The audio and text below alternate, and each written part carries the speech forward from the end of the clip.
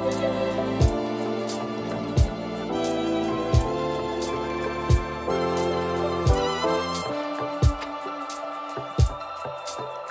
to the Producer Show with Caleb Ellis. Did you know he goes live at 5? He goes live at 5 everywhere. It features a Discord he has too. You know, where he samples and collaborates live in real time using sounds from his community. They are literally the best in the world. So if you want to join in, cop a sample pack, you know, don't force the funk. Hey, don't force the funk. How is the funk? Here we go, funk. No, don't force the funk. Yo. Let's get to it. Maestro. Let's go.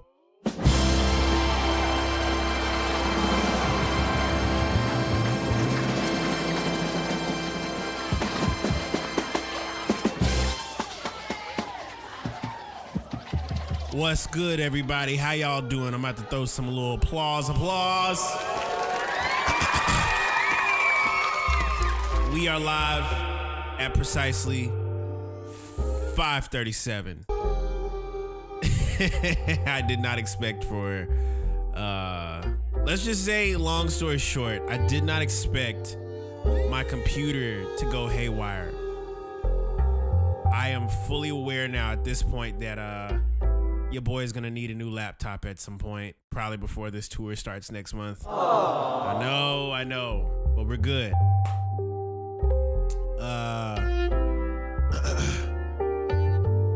Hold on, put on my Insta. Mfaka says those are some insane tracks. I made that on the stream. Everything I pretty much play is, if it's not a brand new album, like tracks. Like I just dropped a new album literally called Offbeat about a month and a half ago. On top of that, if you do hear me play any beats, it's probably gonna be from the Live at 5 stream. So just want to say thank you guys for chilling, vibing out, and I'm excited about tonight. Throw some frequencies for the one time. ZX, something I don't remember here. Oh, I know what you're talking about. We made a thing called Street Lights. It's in look in the Makers Club sample flip challenge. I had a sample called Street Lights. So yeah. What's good, Ciano? What's good, Crash? Haven't worked on the joints I need feedback yet. Yes, by the way, today is Feedback Thursday. And if you want to know what Feedback Thursday is, let me just put you on game, because a lot of folks have flat out asked Kalen, hey Kalen, do you react? Do you give feedback? Do you talk about people's music to help curate their areas of expertise to get better at what they're doing? Yes, the answer is yes, of course. I'm usually here on Thursdays giving feedback on a thing called Feedback Thursday. And this is the space. If you want to get better in your craft as a creative, I highly suggest you to tap in with it. This is the perfect time to do so. Might I also mention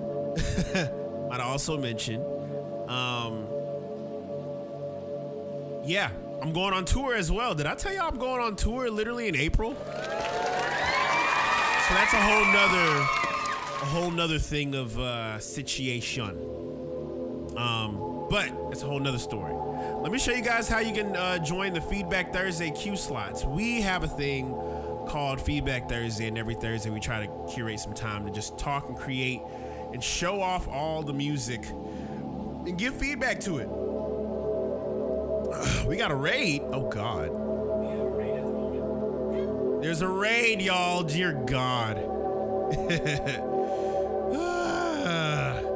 Jesus. But I'm gonna show you guys here. Let me pull it up. If you want to access it, you got to go straight to my Gumroad store. Let me actually see something real quick, because I realize it's not showing up. Futuristic up in here got raided by the legend. You know what? Let me go and show you something cool that I think you're gonna really appreciate. Raided by a legend. I got raided by a legend, y'all. What the heck? What the heck, bro? Ah! It's kind of crazy though, low key. Like, yep, we got a raid, y'all. Hold on 1 second. I'm about to actually do something real quick. Emails. The Christian Connect is real. Go hit settings. Yeah, I go to my profile. And yes, there we go. Q slots. So yes, I have a Q slot spot. If you want to be able to get your joint, whatever you have musically, this is the space to do it.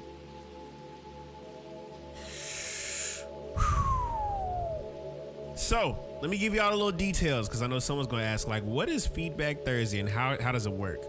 Well, I'll give you the little rules and you can read them alongside on the screen here.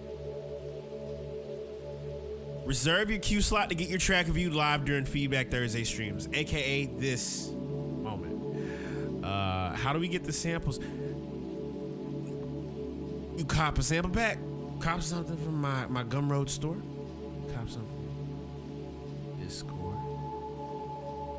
But we have a feedback Q slot system if you want to tap in with that. If you're already a part of it, you probably just got to check your receipt. Go back to where your receipt is and you'll be able to access it. But I'm explaining at the moment, so I got you. Volume 8 not, yeah, then you got it. Check your receipt. There's a join Discord link on your email. Well, there should be at least. What does the Q mean in Q slot? It's the word Q. I just took the word and just made it a letter. That way when you see Q slot, like the Qs, you're in a Q slot system. Q slots. That's what it means. But the details for the Q slot system, as in Q, literally, that's why it's like Q slot. But each submission will have a maximum of 5 minutes for live feedback. We will be accepting songs, beats, instrumental sample flips, or videos. Accepting full albums, projects, or non-related content. Or memes, or only submit relevant material. In DASM, we have a part of the Discord called samples, like the sample library. It's in the Discord.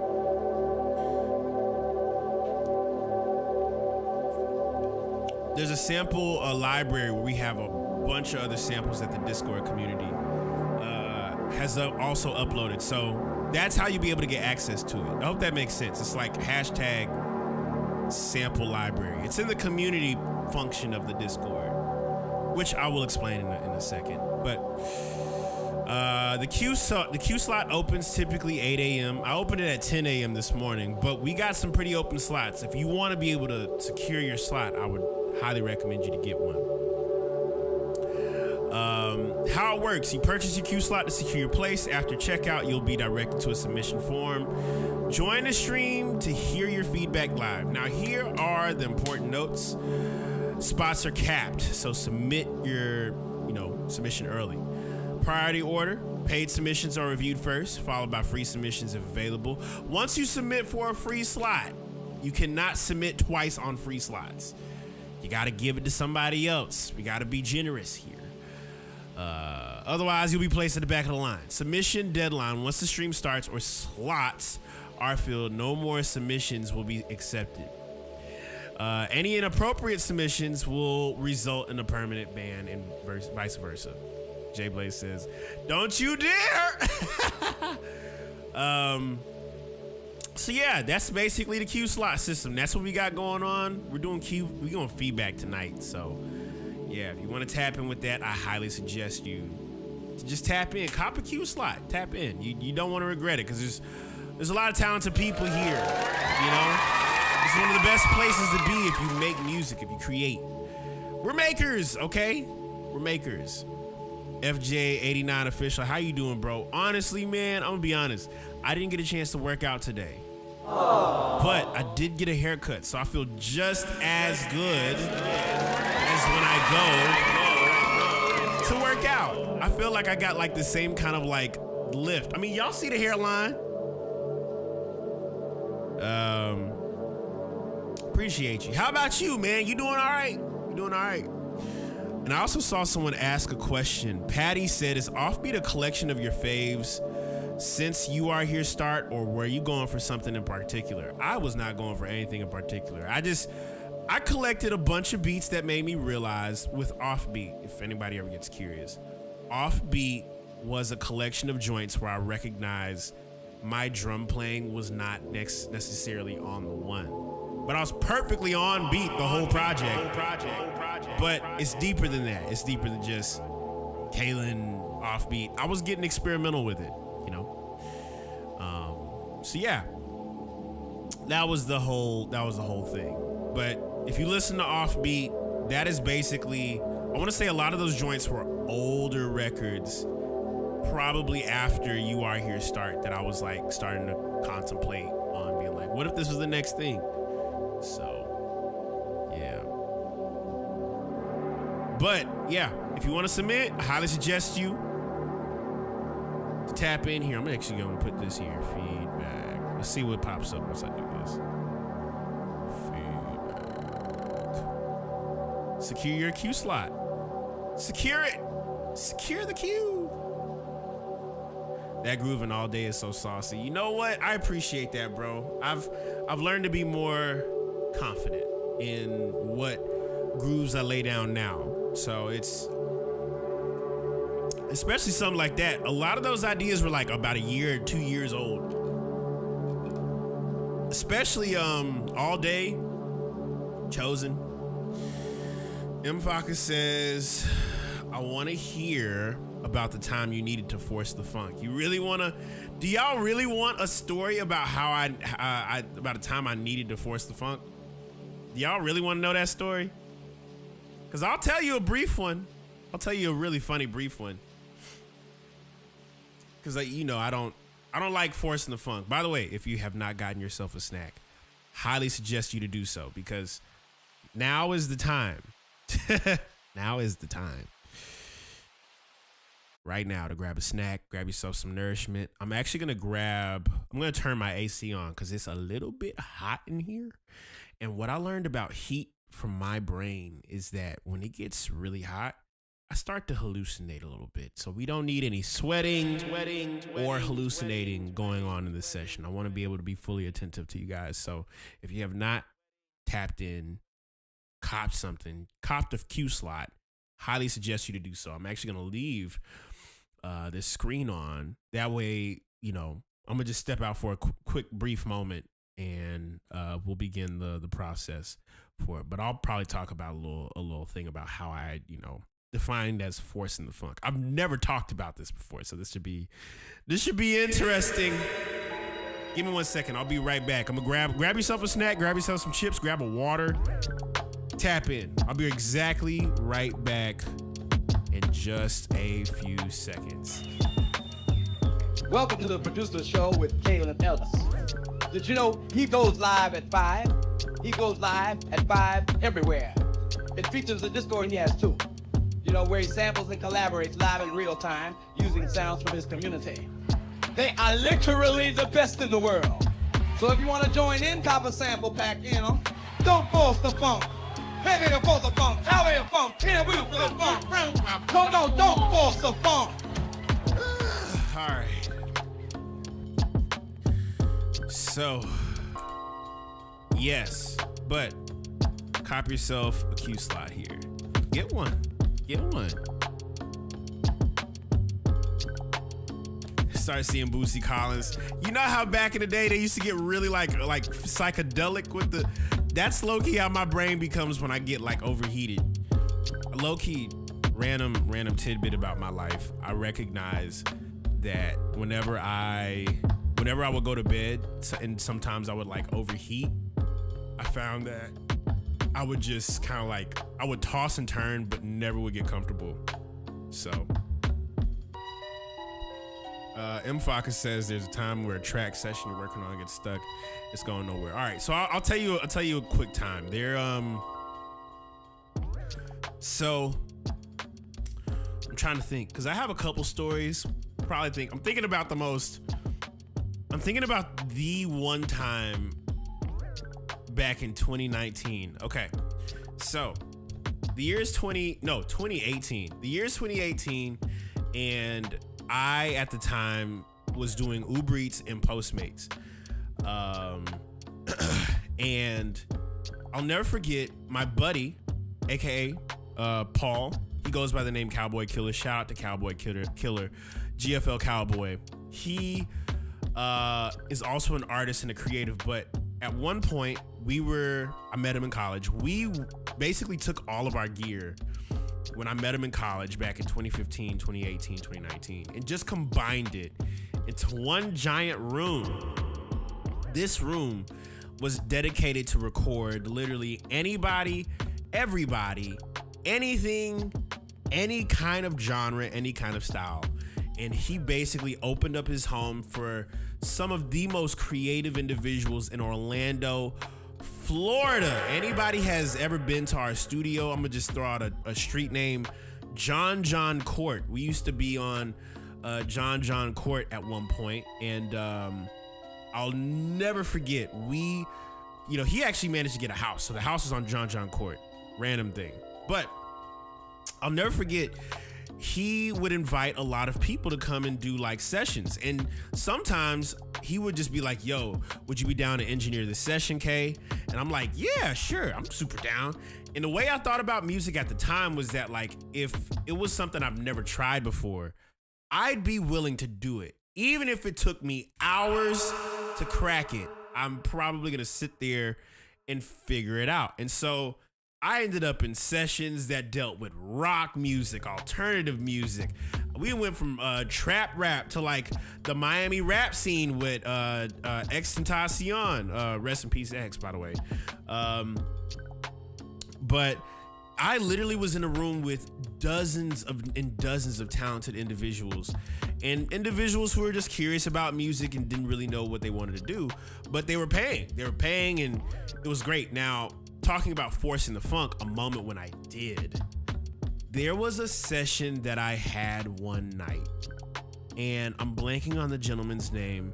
And if he ends up seeing this video, I'm gonna keep it confidential. Hopefully this, no one else knows about this except for like, a few people. But I remember we had a session and the guy came in with an idea, and my buddy Paul was like, what do you have in mind? His idea wasn't like the idea had a shape or a form. It was kind of like, I'm inspired by this artist out of the 80s. I think it might have been David Bowie or Freddie Mercury, one of those two. But he pulled up a record, and it was like when I tell you this record that he pulled up as a reference was so left field from what I do. But I was like, you know what? I actually kind of like it because of the fact that I've never really listened to a lot of David Bowie records at the time. So I listened to a couple songs and was like, what if I emulate it in the best way I can? And so my buddy Paul is there, and one thing I love about Paul is he's such a good sport, because even if the idea isn't necessarily flowing, he'll sit there, he'll kind of like bob his head and be like, what are you hearing? What are you hearing? And he'll come to me like, Kaylin, what are you thinking? And usually I'll tell him like, I'm thinking like, yo, we should probably get him to like sing some on the microphone. But for whatever reason, this session that we had with this guy, he didn't know what to sing. He didn't know what to say. And it's hard. And I'll definitely tell you this. One of the hardest things to do when you're making music is to just pull something out of thin air. If it's like, just pulling a pure idea out of thin air, like coming up with it as you go. And so I was like, do you hear? I kept like, playing. I kept looking through sounds. My buddy Paul played bass, And I just remember we sat there for maybe 4 or 5 hours. And I was like, are you hearing anything? Do you want anything? And the guy wasn't really like, he was like, I don't know what to. And my buddy Paul was like, let's just take the bass line thing that I'm about to record and loop that over and over again and see if we can come up with something. And long story short, we did all of this, right? We did all of this, going through 5 hours of what possibly could be an idea. And he was like, I'll sit on it. And I was like, all right, bet. And I didn't know if he like really liked the idea. He didn't say anything about it. He wasn't. And then we tried to put him in the booth to sing something and he didn't hear anything. And I just remember thinking like, man, did we try to force this guy to give us an idea? Like, did we really force this guy to come up with something? And I realized at that moment, if you're creating music, if you're creating something, allowing your natural inspirations to flow will genuinely tell you where not to force your ideas. For me, where I realized something about myself. If I have to make something sound a certain way and it doesn't already sound at least close to the initial idea, 9 times out of 10, that is a clear way of God telling you, do not force the funk. And it's because, and it's actually funny because I didn't come up with Don't Force the Funk until I realized every time I've made some of my best music came from naturally creating without forcing it. You shouldn't really have to force it. It should be something that naturally comes.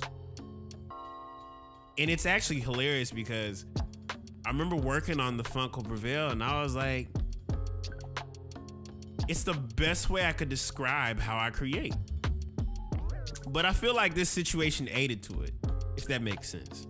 So all that said and all that communicated, if you ever find yourself trying to make something and not just making it, like if someone told you pull up Cardo Got Wings sound pack and make a trap beat that sounds like Playboy Cardi. We all know what Playboy Cardi sounds like. We know the sounds that he probably uses. If you don't listen to Playboy Cardi and someone told you make a Playboy Cardi type beat, you're gonna find yourself in a very unusual predicament. If you resonate with it, then cool, it's natural. But if you don't really make that kind of music, you're gonna force your hand a little bit, and it's gonna sound not natural. And so, yeah, don't force the funk, brother. Don't end up in that kind of, don't end up in that field, brother, because you won't really enjoy it. Tommy says, I never heard this music. I wouldn't know what to do. Honestly, I'm not gonna cap. I understand Playboy Cardi's music now. I get it now. When Whole Lotta Red came out, I didn't understand it. And then maybe as time went on, I see why guys like Benny X, why Yeet, why all those guys are like dope. Because at one point I looked at Playboy Cardi like I don't understand it. But now I get it though. Like it's literally a loop that you could headbang your dreads to. Imagine if you had figurative dreads. Yeah. I think you need to dig deep into music and twist it in your head. Play around with it to truly understand. The only way to really understand music is to listen to it. Honestly, all music, the history of music, and actually it's hilarious. I recognize that all trap music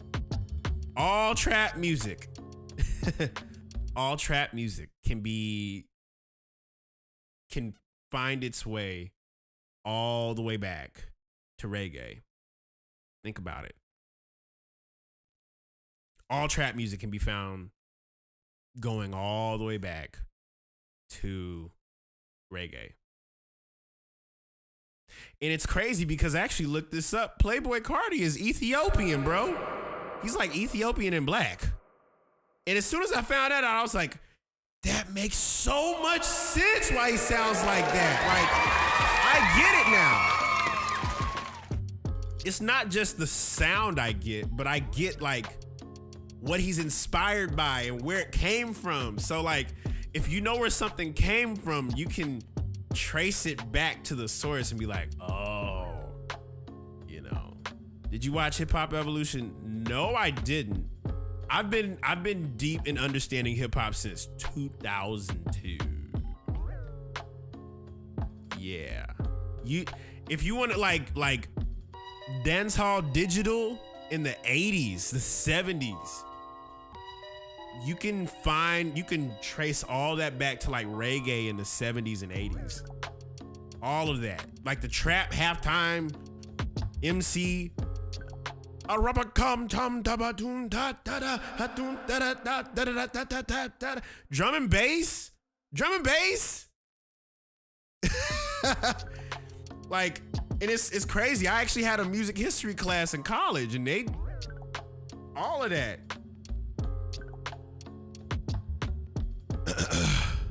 Yeah, all of it. All of that has a history to it. But that's a whole nother story. I hope all that made sense, y'all. Music has history. Music has history. I have popcorn.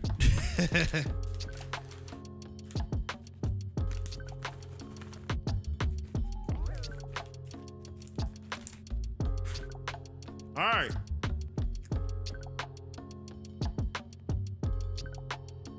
So, today is Feedback Thursday. I'm pretty excited. Because we have some paid slots that I love to get to. I'm a Piano is a fusion of slow down jazz chords and African percussions. And a little bit of house. A little bit of house. But yes, if you haven't tapped in, highly suggestion. I'm going to do this every once in a while. But we have Feedback Thursday going on right now. If you want to tap in, highly suggest you to put in that little command, exclamation, feedback. Rather do the first one, actually. Let's see if I can pull it up real quick. All right, so we got 4 responses. We got the first 4. All right, so let's go on. Let's just see what's going on. Still doing feedback. We're about to start it right now. Right now. So first and foremost, first submission is Jalen Miles. See if I can zoom in a little bit on this. Yeah, that's what I like to see. His name is Jalen Miles. I remember Jalen. How you doing, man? And he says, hey, Kaylin. Hope you're having a good day today. I am submitting a rough demo this time. I'm learning, bro. LMAO. This one is about the pursuit of a dream of being a music artist and my inspirations behind it. I'm curious to see if you can hear the inspirations behind the production and rap style. I want to know your advice. I want you to know that your advice has been helpful. I've been working really hard, and my goal is to go full time with music within the year. I'll be posting every day on socials, and I'm really going hard at this thing.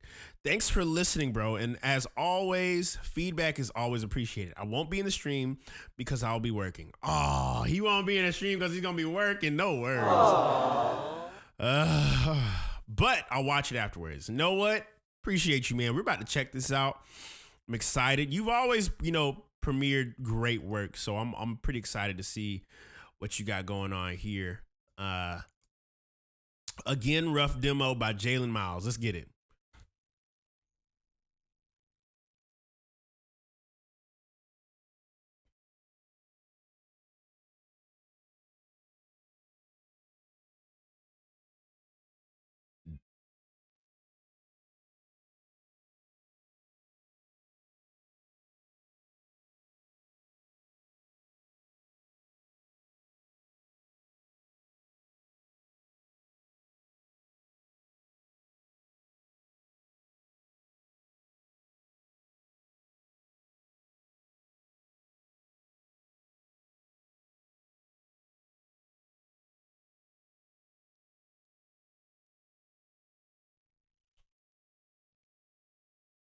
Wait a second. Hold up.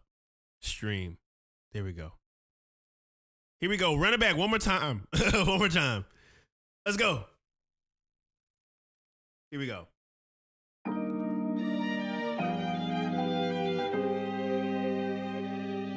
love the strings on this, by the way.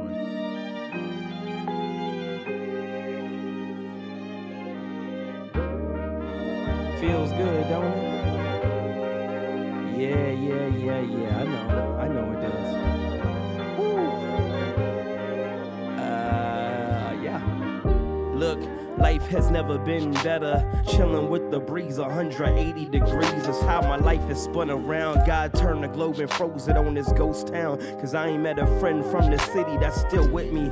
Moving out west, someday. That's what Kanye would say. On a Sunday, that's the Lord's day. Wrote this on a Sunday.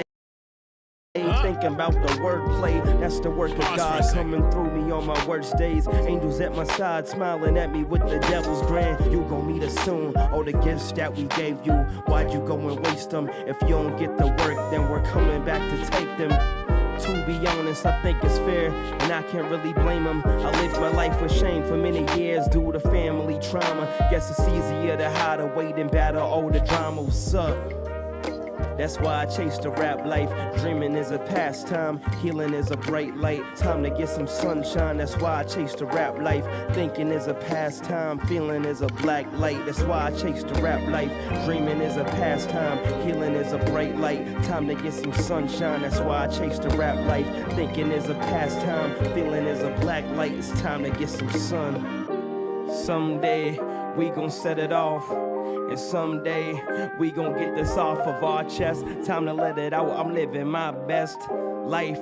And if I'm right, I'm going places, okay. I think I'm on, okay. I think I'm gone out the city to another place. It's looking like a vibe. On a ride to Cali, freestyling in the backseat. Moving out my city, cause I hate to me, it's silly. Really, I can see it happening. I just go and rapping and I do it all again.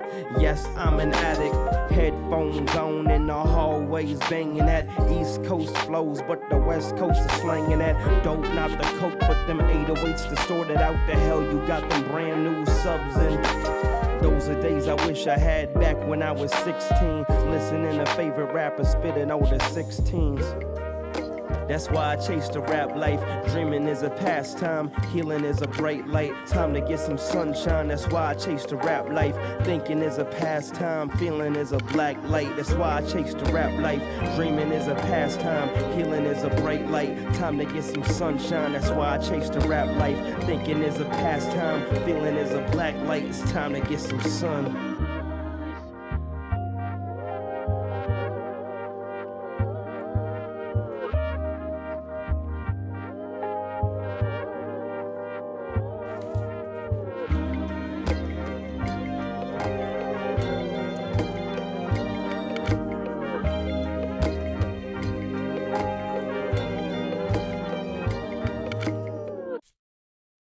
Wow. I like that idea. You know what? There's actually something I need to hear specifically. You said something about the subs right here, if I'm not mistaken. Those are days I wish I had back when I was 16, listening to favorite rappers spitting older 16s. That's why I chase the rap life. Dreaming is a past. Let me go back. Back when I was 16, listening to favorite rappers spitting older 16s. That's why I chase the rap life. Dreaming is a pastime, healing is a bright light. Time to get some sunshine, that's why I chase the rap life. Thinking is a pastime, feeling is a black light. That's why I chase the rap life. Dreaming is a pastime, feeling is... You know something actually would be really dope for how you write? This is very storytelling, right? There's a part where you said, when the subs come in, I would not duck. I would not turn it down.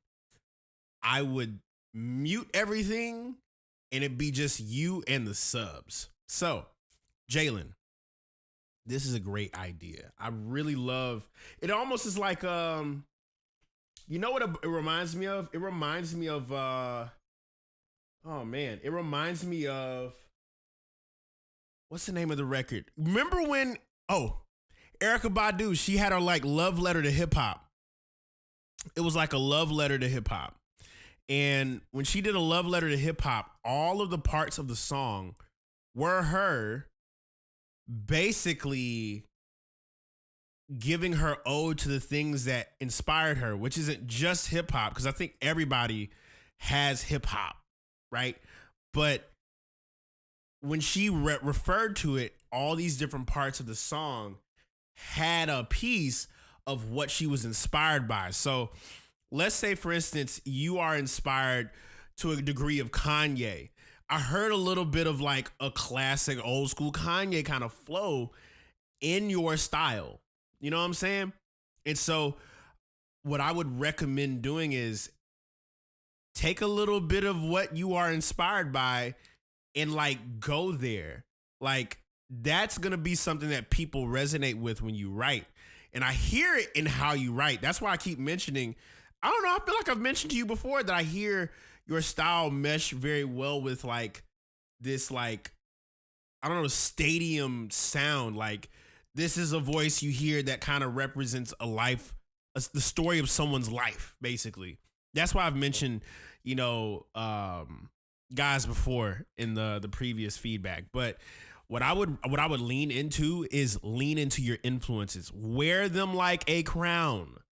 And if you want to know someone that has done that and did very well at it because he understood it, was it Kendrick Lamar? Go back and listen to that GNX record and see what he's referencing. He was heavily, and I mean heavily inspired by his homies, bro. And I never realized how inspired he was by his homies until you listen to GNX. So I would highly recommend you to do that, Jalen. You got a really solid idea here, and I think it deserves as much energy as you possibly can to push on it. So that's my advice to you. Hopefully that makes sense. Next up, Eaton says, do you only do hip hop? I do more than just hip hop. I do jazz. I do, you know, rock. I do disco. I do trap, electronic, house, electronic music. Like I do all of it. I love music. We all love music. Drum and bass, music. We love music here. But next up, we got Sharbuduo. And Sharbuduo says, I went ahead and got knock on your recommendation last week. I asked about clipping. Love it so far. Super intuitive, and the 808 knob is a great feature. Have tended to struggle with low end. Good to know. Anyway, this is my first experiment with it. Any feedback welcome, particularly more mixing and mastering. Gems. Thanks. All right, let's get it. I'm excited to bump this. Let's see what's going on, Sharbuduo. I'm going to go and copy this. I can rename it. Track. All right. Let's get it.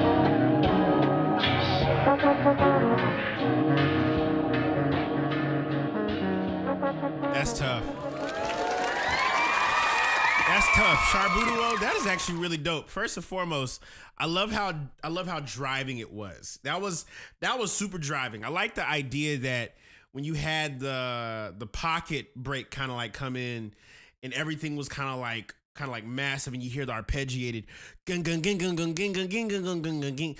First off, that thing is moving. It sounds perfect on the headphones. Now, when it comes to low-end mixing and mastering gems,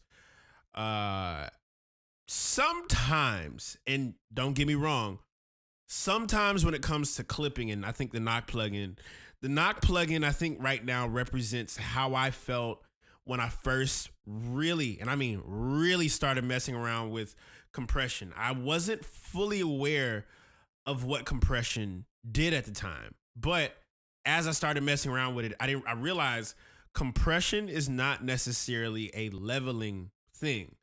Compression is basically taking your dynamics and squashing it. Now, here's the funny thing about that. I now approach the Knock plugin the exact same way, simply because I've watched homies of mine take whatever track they have, throw it through Knock, and they just peak everything. And don't get me wrong, I think there's a certain style and a time and a place for that kind of thing. What I would love to introduce is the ability for control. And I don't know if y'all have heard, people started talking about how can we create like a processor purely for just side chaining like saturation. That exists right now. Like there's people right now that like actually side chain their saturation. So when certain things hit, it affects a certain thing. But what I would give you as mixing and mastering gems for this record in particular, if you were to take off the Knock plugin and purely just listen to the drums, where you're gonna come across at a crossroads is what is the main element of what I am building around. The two things that should really be an element should be your drum break, the arpeggiated joint, and that crazy sample you got somewhere in the middle of it, kind of like floating in between. Your steak and potatoes is the drum break.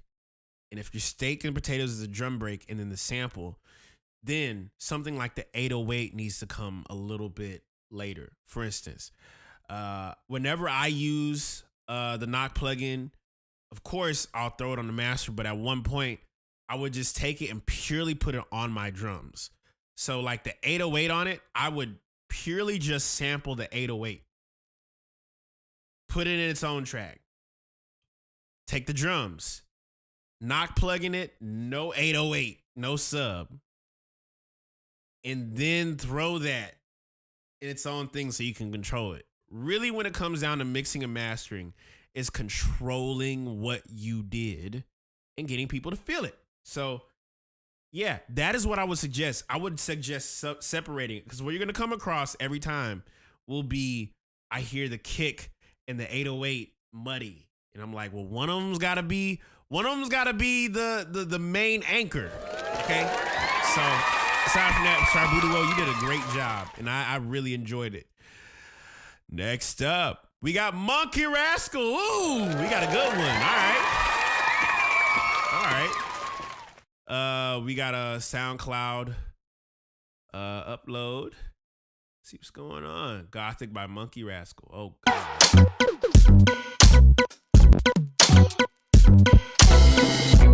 Wait. Hold on.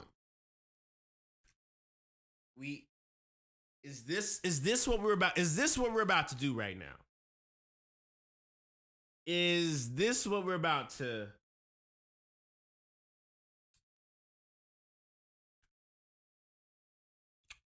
Okay. All right.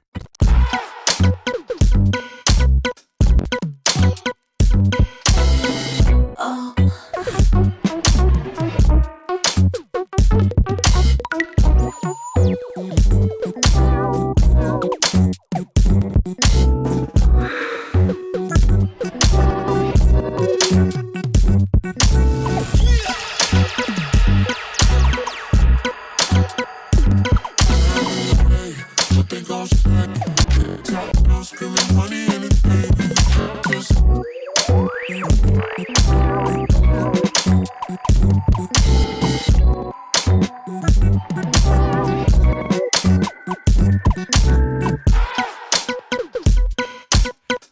wait. Monkey, hold on. Wait. You know what it reminds me of? Did he?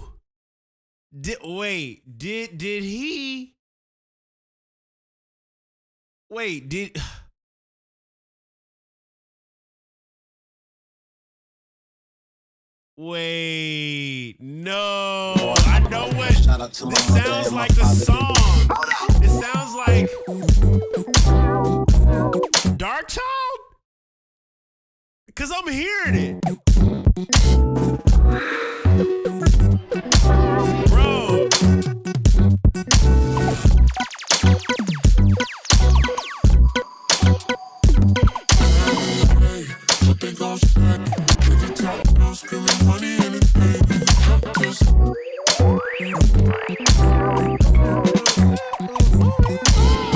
Oh, this is so hard. This reminds me of Dark Child so much, bro. That reminds me of Dark Child, bro. Hold on. That is phenomenal. That reminds me of the beginning of Full Moon. The intro to Full Moon, Brandy, Full Moon. Have you ever heard of Full Moon? Oh, that is taking me back. Oh, that's so good. That's why I'm like, I'm hearing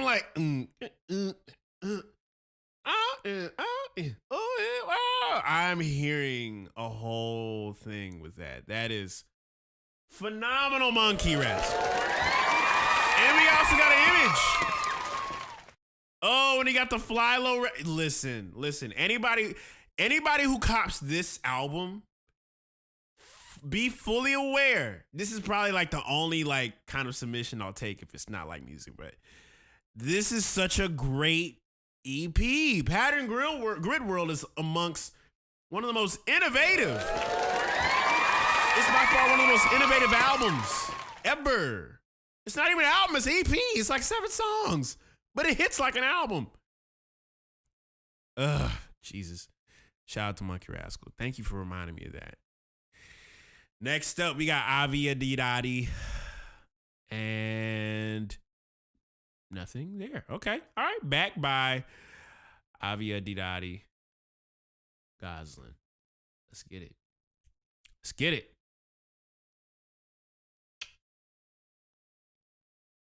Yo.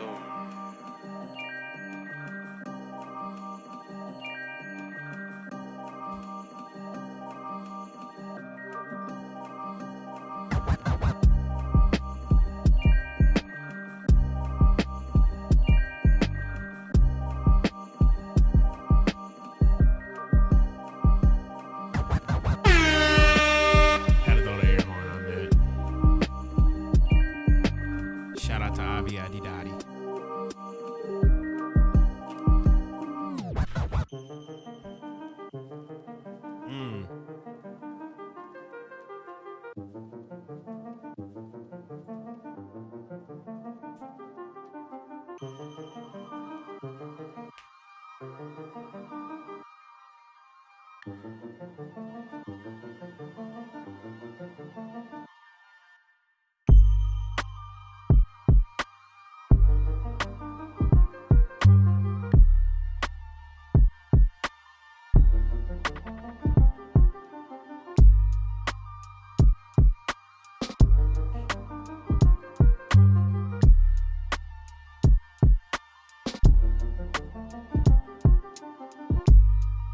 Just gonna give you a soft yuck.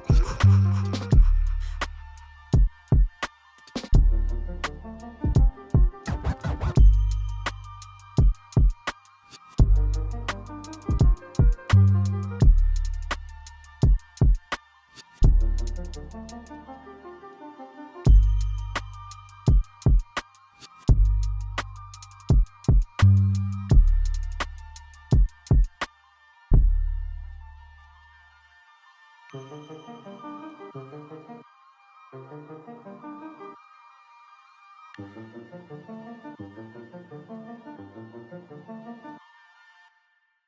out to Avia Didadi.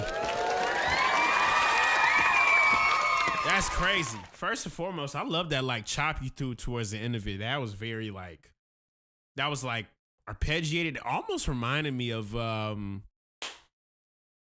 want to say Mort Garson. Maybe I'm butchering that, but it's like electronic music for plants. I say that because it's like an electronic sample. It's like an electronic sample. I don't know. You know, I don't often hear arpeggiated synth line samples that often. So when you hear one like that, it's a little more refreshing, and I really dig it. Shout out to Avi Adidadi. And if you want to know what's happening at the moment, we're basically doing this thing called Feedback Thursday. And if you've never tapped in with Feedback Thursday, this is one of the first times where you can, you know, if you want to submit some music to be reviewed here, you can do that. You can join in, and I'll show you exactly how. There is a link currently a part of the chat that indicates a feedback queue slot system that we have set up. And we've already had all the free ones pretty much be taken. But if you want to skip the line and pay for a spot, you'll be able to join a queue of the basically getting all those that wanted to skip the line to be able to get their track played first. So shout out to everybody that has submitted. If you want to know the details, highly suggest you to tap in with that. So shout out to Avi Adidadi for the last submission. Absolutely phenomenal. So next up, we have the one and only Fino Rango. So Fino Rango actually said here in quote, "I usually send a video with my music, but this time I wanted to just send my music because I wanted some more advice and any critiquing on the music I make besides video work, etc. I first started making music before I started doing videos, and I wanted to get better as a music producer." Okay, so I see what the focus is. Fino wants to focus on the musical side. So what we're going to do is we're going to listen to what he has submitted. I like this voice. I might have to start doing this for the rest of the stream. This is great. Sanctified. I almost said sanctified. So let's see here. Let's see what's going on. I gotta copy that. Copy. Delete this. All right. Let's go, Fino. Let's get it.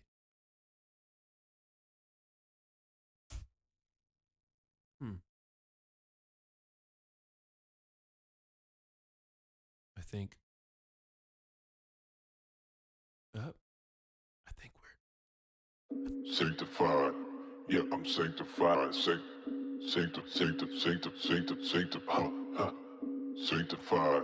Yeah, I'm sanctified. Trying to be right. Sanctified.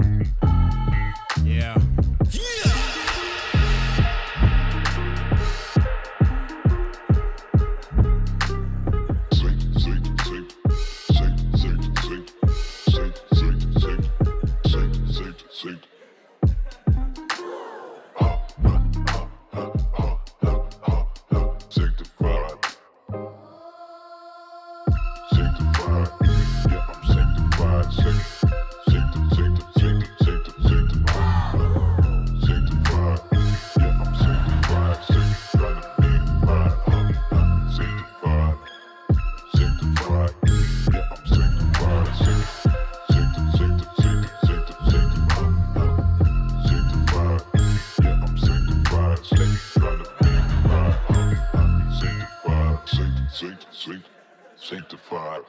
Yeah, I'm sanctified. Wow. Pheno, first and foremost, sanctified is crazy. That's crazy. For one, I really enjoyed it. So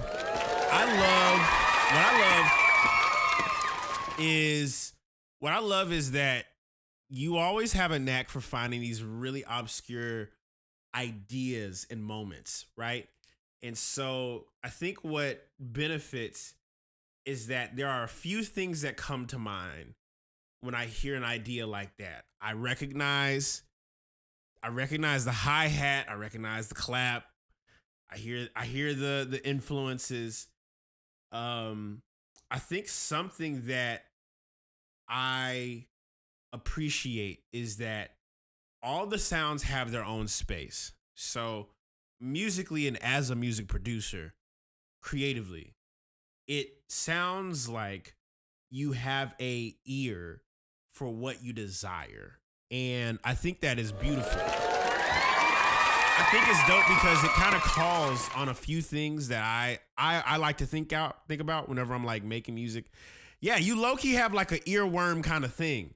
It's like the earworm that kind of like noodles around and all of a sudden it's there.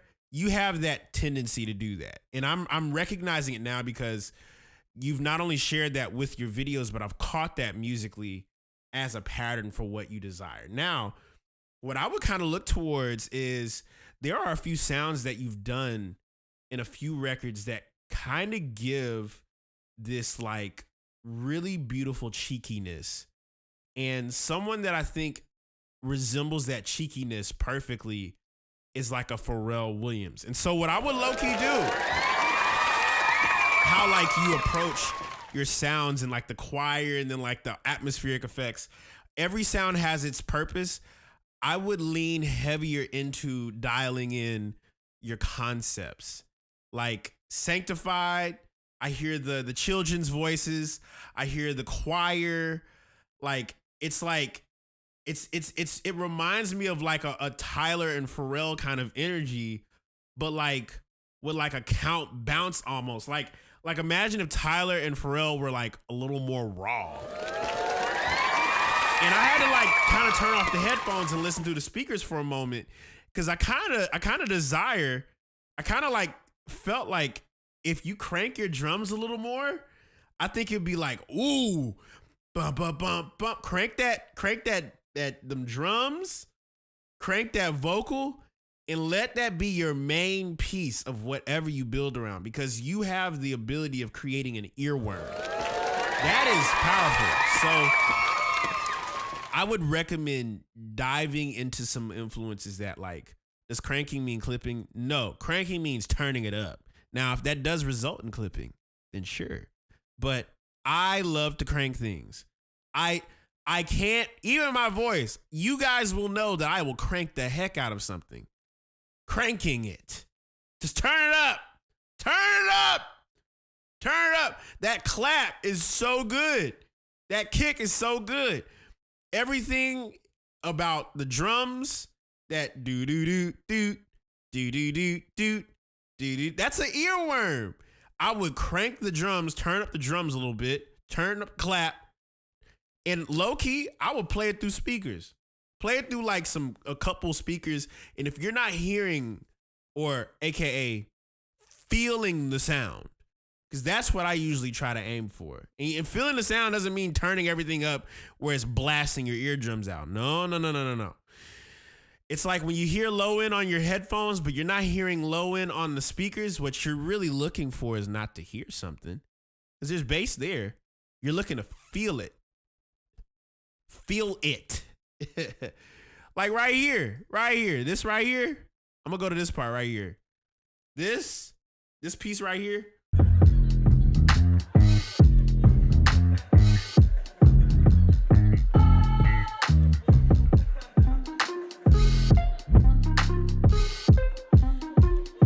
there's an incredible level of like, I could turn it up a little bit. And actually, I would recommend listening to Count. Yeah, Count's Pack. Shout out to Count as well, you know. But yeah, I realized all those different elements literally have the ability of making or I wouldn't say breaking, but making or fully presenting the idea that you have. And so the stank in that song is a match. It is. It's really dope. And I want to hear that more out of what you do. Especially when you use those like one sound kind of like, oh, that's so like, there's a demographic for that style, sir. That's why I love the fact that you also make videos too, because it makes that have context. It does. It does. It's incredible, bro. Shout out to Fino for one time. Up, and he submitted again. He submitted Breath of God. He said, I'm about to run it back twice. Pretty much trying to share good music and also learning any mixing techniques or anything that can make me better at approaching beats. So, all right, Breath of God, let's get it. We got another one from Fino. He said, I'm about to run it twice. Let's get it. Let's get it. I'm going to run this one too. What's good, Guel? I haven't seen your name pop up in a minute. You doing all right, brother? Hope everything is all right with you.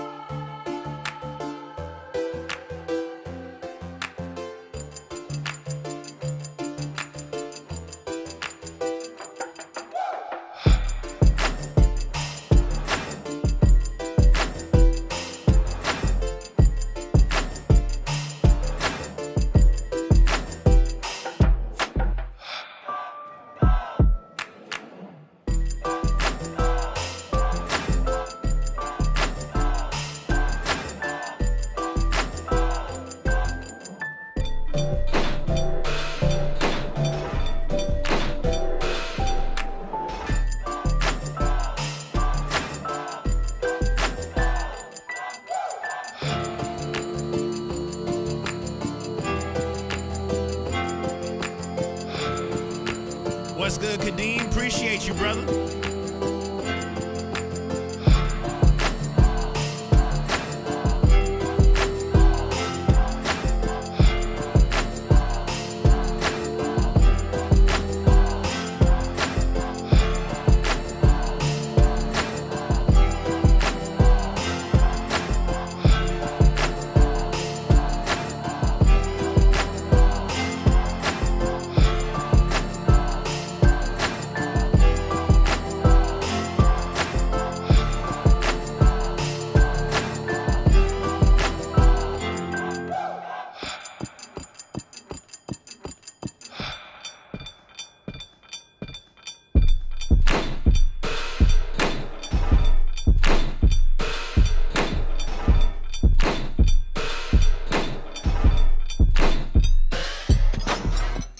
Wow.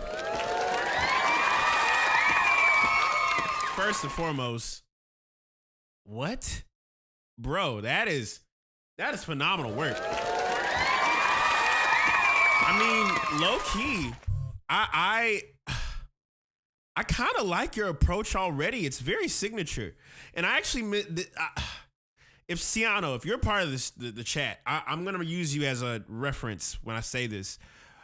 It's like, I remember when Ciano created that like halftime.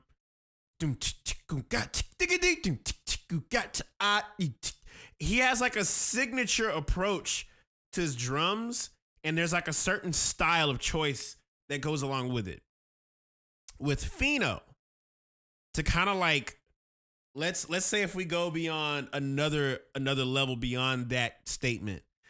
Fino, what I absorb about how you create is you have a palette versus like a sound per se that you like go after, and it's very signature. It's almost like playful and almost like imaginary. Like you kind of like it's like your sounds live in this world and they all sit in a perfect place that you place them at. And it sounds incredible. Like I just turned on the speakers. It is hitting. If that's what the breath of God, that's like a breath. It's like, ooh. I don't know why I thought of Sticky from Tyler the Creator, but it's getting sticky. You know, it's getting sticky. It's playful. It's fun. There's an imagination there. And I think something that I want to give you a little bit of perspective of is when you create your videos, and I think you do a really great job of this with your videos, is that you place what you're hearing in a world that matches with what you hear. Now, if we were to approach that from a mixing standpoint, I'm going to give you a crazy perspective. And anybody else that hears what I'm about to say, this is a crazy perspective I would suggest you to do. Imagine that what you're making is in a place and a space. What does that sound like? It just so happens that the title of the record is called Breath of God. And you're hearing this. It's like hype. It's big. It's monstrous. Low key, it kind of reminds me of what's that one joint that Timbaland produced by Ludacris? Timbaland, Ludacris. There's like a boom chicka boom chicka. Y'all know what song that is? It's like the drums can low key get even more aggressive than where you already have it. I would turn up the gain and the saturation. When I say crank, I mean that, not the volume. Volume is another thing because I don't have a problem hearing it. I want to hear the intensity of how hard that mug can get cranked on a clip. I would recommend that at least. It's really, really good. The Potion. Yes, it's like it leans towards The Potion a little bit by Ludacris. Listen to that instrumental. It is phenomenal. It reminds me of that. This is leaning in that direction, and I would just dive deep into it. I hope that works. But it makes sense. Next up, we got Aton. Sounds like Hey John. Aton. All right. Aton. All right, let's go. Says here in quote, work in progress, looking for a singer to add some killer vocals. All right, so all the singers that are currently a part of this stream, we finna peep game on something, okay? So let's get it. I'm curious to see what we about to peep game on. I'm gonna copy this and we just gonna play it. We just gonna play this mug. You know what I'm saying? Just gonna play this thing. Let's rock. I'm curious. Let's see what's going on here.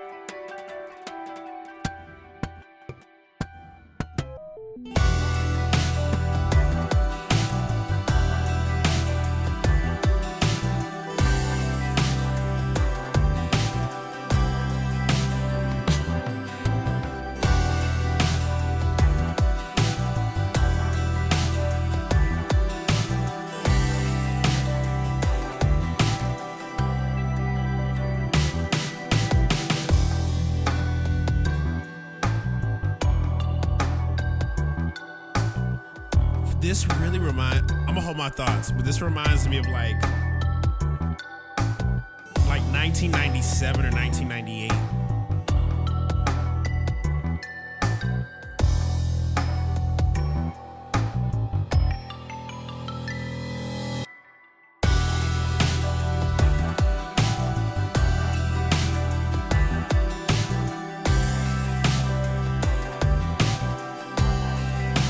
I don't know why Chumbawamba just popped up in my head.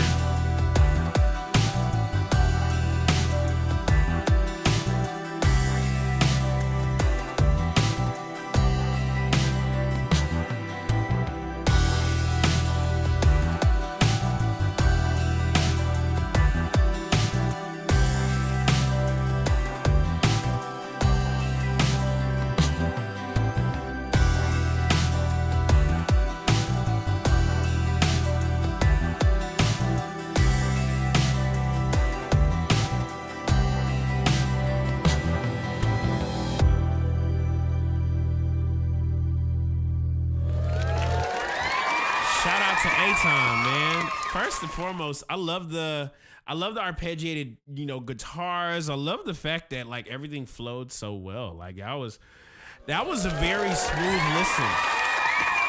I like how when it got to that like breakdown part, all these parts sequentially kind of go one into another. And it really brought up 1997. And I mentioned Chumbawamba. They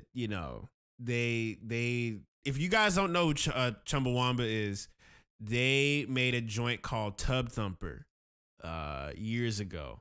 I get knocked down, but I get up again, and they're never gonna break me down. I get knocked down. That's why I hear the guitar, and I'm like, there's like an alternativeness to this track that would be absolutely amazing for. Now, you mentioned looking for a singer to add some killer vocals. I'm going to give you a crazy piece of advice for when it comes to having a singer lay down something on an idea. Now, how can I word this? Sometimes when we make ideas, it can become we can forget we're producers, right? Not from the sense that, oh yeah, you made the track, you produced the record. But if you're a producer, you can also envision how someone will sound on a record. Think about Pharrell for a moment.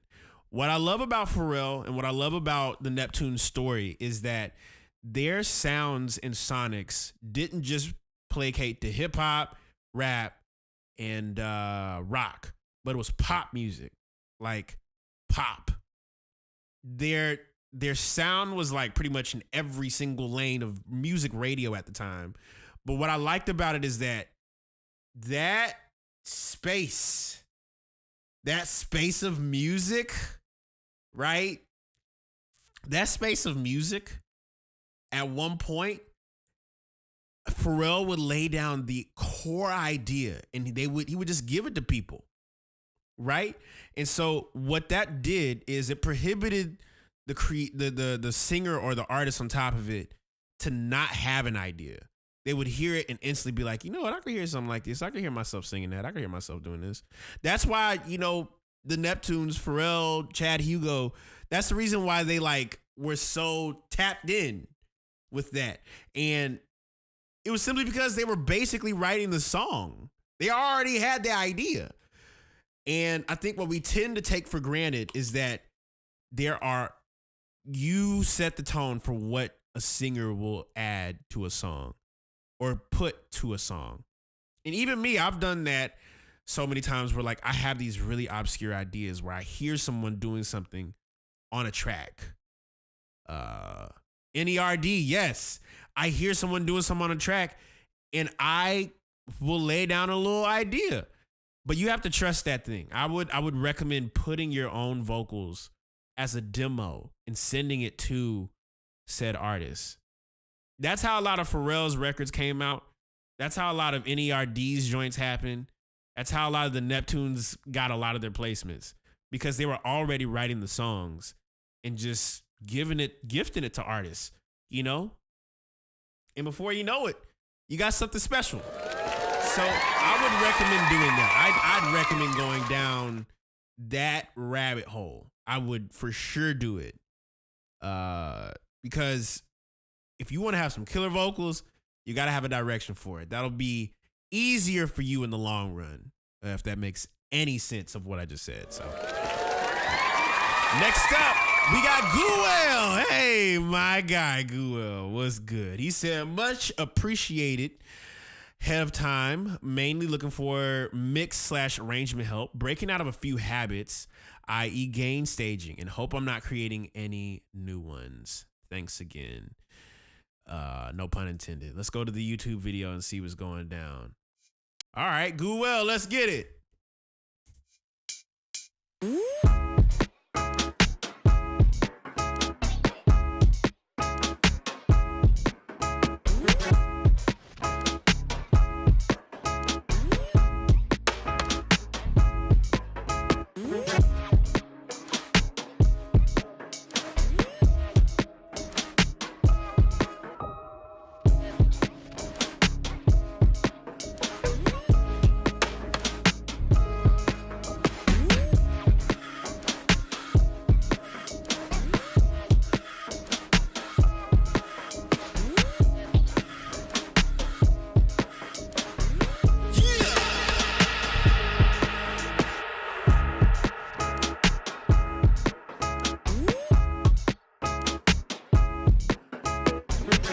This is tough.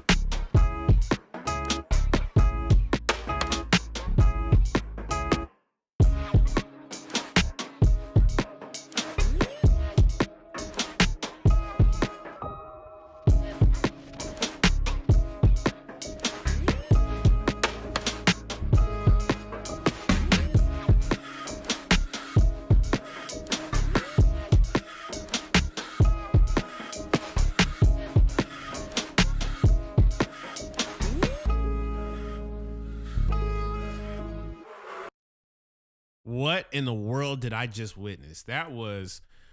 What in the world did I just witness, bro? What? That was unique as all get out. That was mix arrangement ideas. Bro, first and foremost, that groove is sticky. I would recommend diving deep into that because that is God, do God. Man, how did you start that off? Hold on.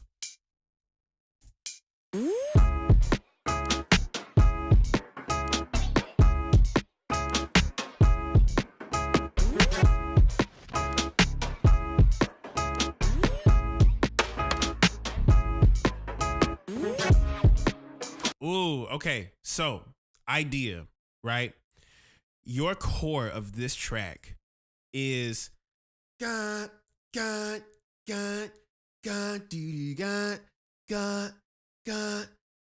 do. That part right here is so tough to me. I felt like that's how it should have started. Like that. I would have let that that should be the first thing you hear because it's so strong. The idea you have is so strong. That's why I'm so excited about this. But I would start off with that that sample, like maybe for like 4 bars or 8 bars, and then right into the groove. And it's one strong way that you cannot just only like have it. But I love how it starts to like kind of deter off.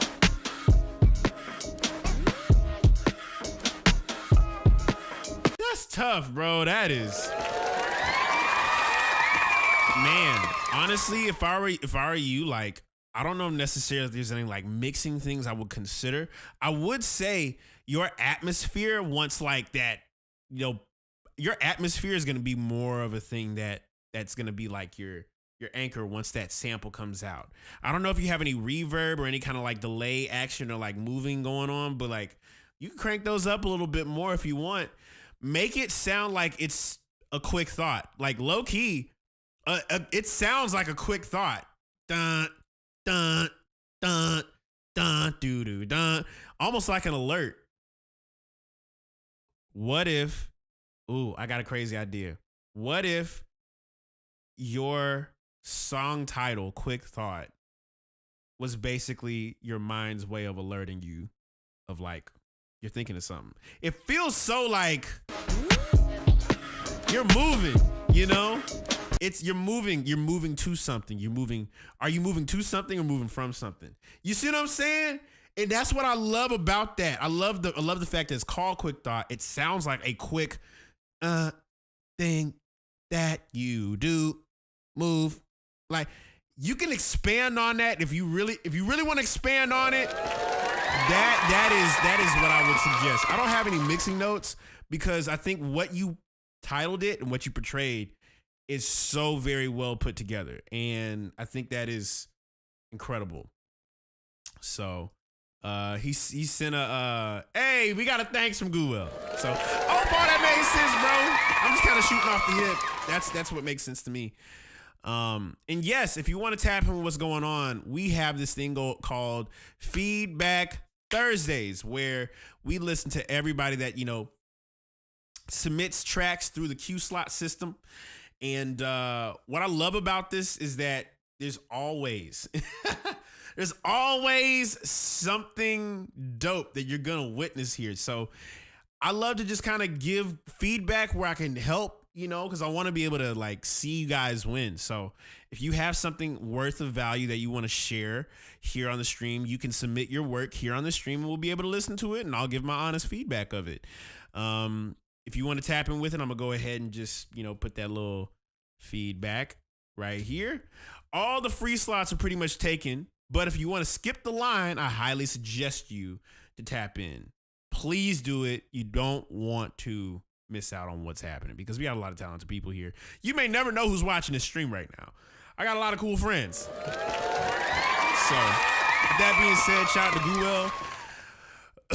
Aiton said, I'm going to spin the block again. Here we go. Aiton. Let's go. And he says, Molten Darkness Mastered. Okay. So let's see what's going on here. Joe Tita 9494. Brother man, how you doing? I haven't seen your name pop up in a minute. Shout out to Joe Tita. Let's get it, Aiton. Let's get it.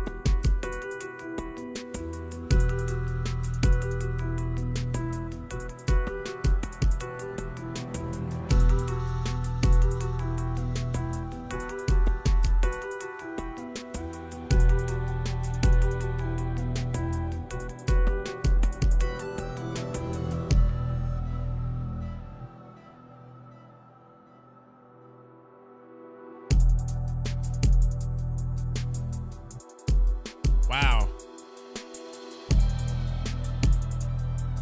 This is what I feel like doing. This is literally what it feels like, Big Pimpin', but in like the future.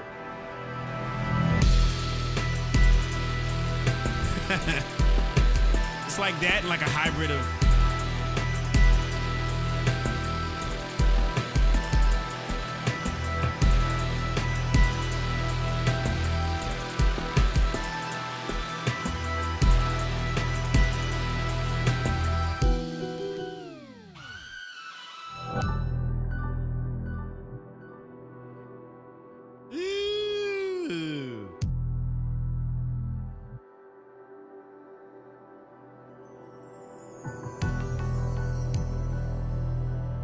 This is a movie. Oh, you know what? I'm gonna look something up.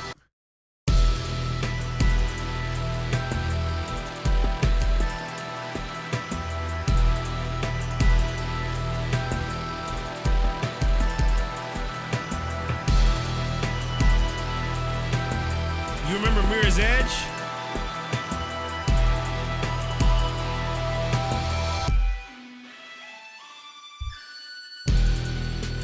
This is what I see.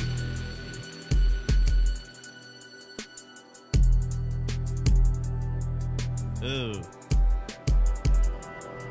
It's really playing in like futurism right now.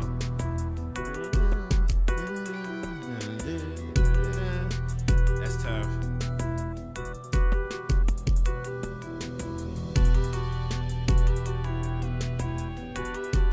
Ooh, the harm.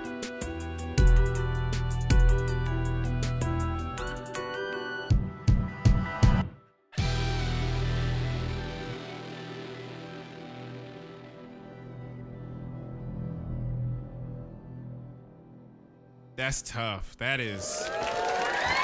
It's like a combination of like futurism meets Dead Space, meets Mirror's Edge, meets the bounce of like still pimping. Come on now. That is incredible, Aiden. So that one's a work in progress. Okay, so what I think you did really well on, bro, is the fact that that kick is kicking. I had to turn off the headphones and listen through the speakers. That mug is mugging. Okay? It's low-key giving cyberpunk. You know, cyberpunk, is it 3000 something? I'm blanking on the name of it, but it's giving such a futuristic energy on top of it, but also at the same time, I'm noticing this from the last record. Obviously, like if you do have someone sing, I would actually be curious to know how many people do you know right now in the rock space that would give you a strong hook based on that.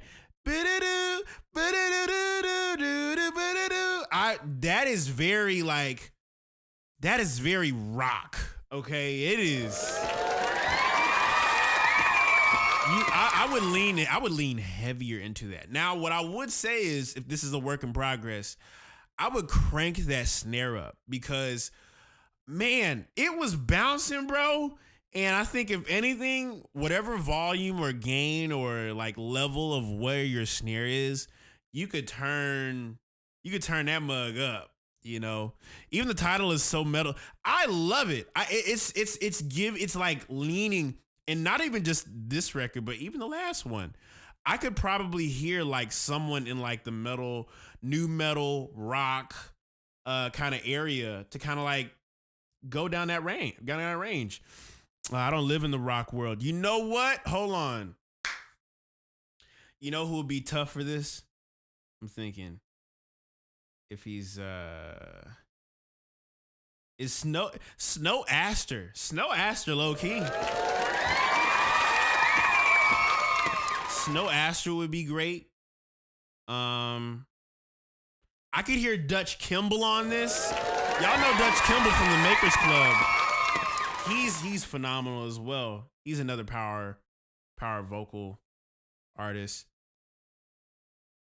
But what I love about R&B and funk. But here's the cool thing about like the guys that I just mentioned.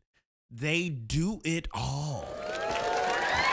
They will give you R&B. They will give you funk. They will give you this. They will give you that. And I'm just gonna say this as a way that I can be able to help you look for people that can complement your style. Your music has power to it. Okay. And I don't see strictly just R&B and funk with your style. I think for that last one, it kind of bleeds alternative indie too. But this one in particular, I could hear someone go down the rabbit hole of a rapper. I could hear more like a just whoever you decide to have as like an artist. I would signify someone that embodies what you do from a production standpoint, but as a vocalist. And something that I've noticed from the last 2 ideas that you just played is that you have a great understanding of structure. 1. 2, your structure tends and lends itself to be empowering. It's like powerful. Even like the Molten Darkness like title, it's power behind that. There's power behind how your sounds sit. There's power behind how it's all arranged. There's power behind the sonics. Even the fact that you're harmonizing your own melody line gives into the point that I'm trying to make. I hear someone who can really powerfully embody what you're doing. And if it is someone that's in like R&B and funk, I'd be curious to know, like, who would it be with a powerful voice from an R&B and funk lane that could touch something like this? And I think that exists. And I think it exists because you've made it. You've literally created the atmosphere for a powerful vocalist to touch this. Not just a rapper, not just a singer, but a powerful vocalist. I did. I was like, he understands it. Tame Impala, maybe. I could hear Tame Impala. I could hear I'm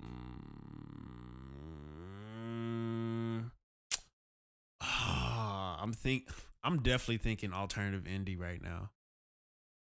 Like a powerful alternative indie kind of like vocalist would complement that so well.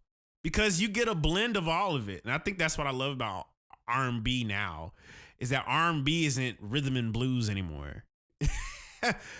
You know what? That's actually a very unique thought. R&B is not rhythm and blues. Tom York would be crazy on that.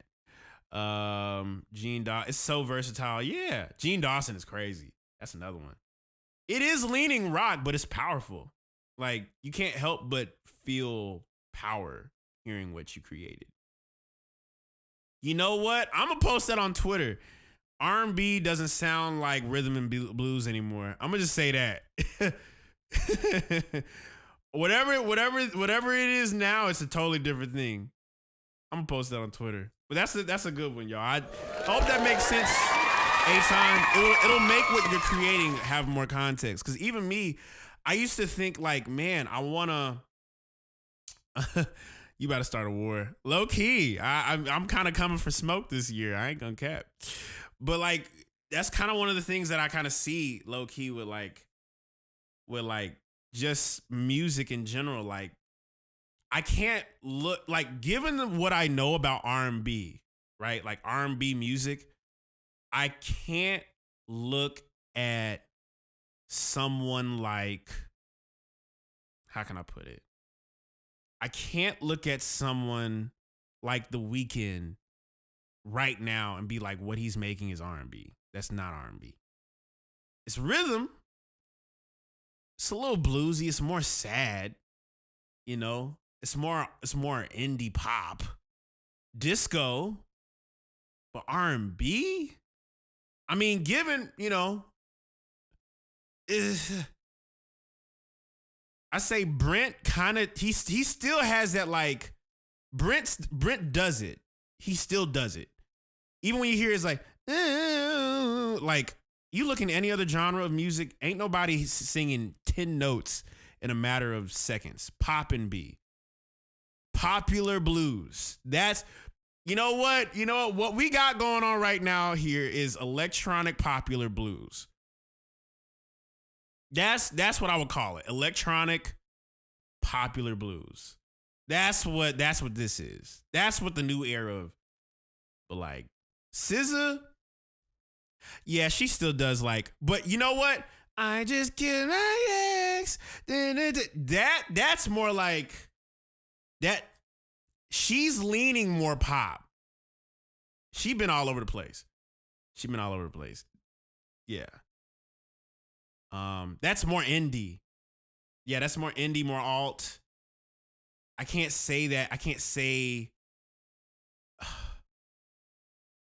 Did we really forget that R&B is rhythm and blues?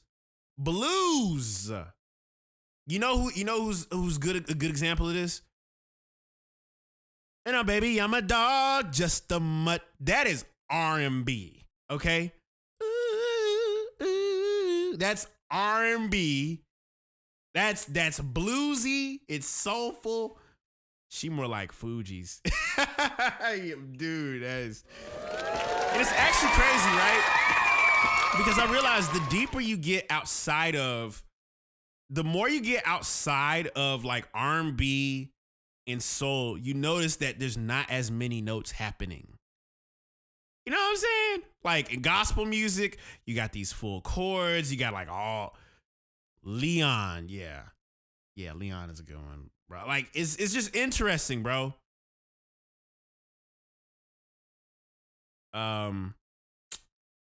Daniel Caesar is definitely R&B. I'd say Daniel Caesar's R&B. Beat up in the Annalee. Did it in the G. Man, listen, Daniel, that is definitely R&B. Who else? Who else would be another good one? Am I missing anybody? Like R&B is not what R&B is like it's different now. It's different. Bryson Tiller. Okay, Bryson Tiller. Bryson Tiller he's still like classic. He's still like classic. Him and Brent Faiyaz kind of fall into that same lane of like, yeah. It's like you could literally hear the lineage of like SWV. You could hear the lineage of I wouldn't see, now you about to get me in trouble. You about to get me in trouble. Tom Misch. You know what? When the Night Rider comes around. Yeah, that's rhythm and blues. That's more soulful. Ravina. Yeah. Ravina is definitely R&B. Yeah. More soulful. Tom is more soulful. But it's the fact that he plays an instrument that puts him down the lineage. You know? What do you define as R&B? I don't define R&B as like a good portion of the cats that's out now. Like Anderson .Paak.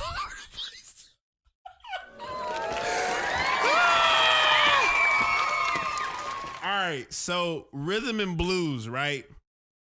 Rhythm and blues at one point. R&B, okay? R&B at one point used to be Al Green.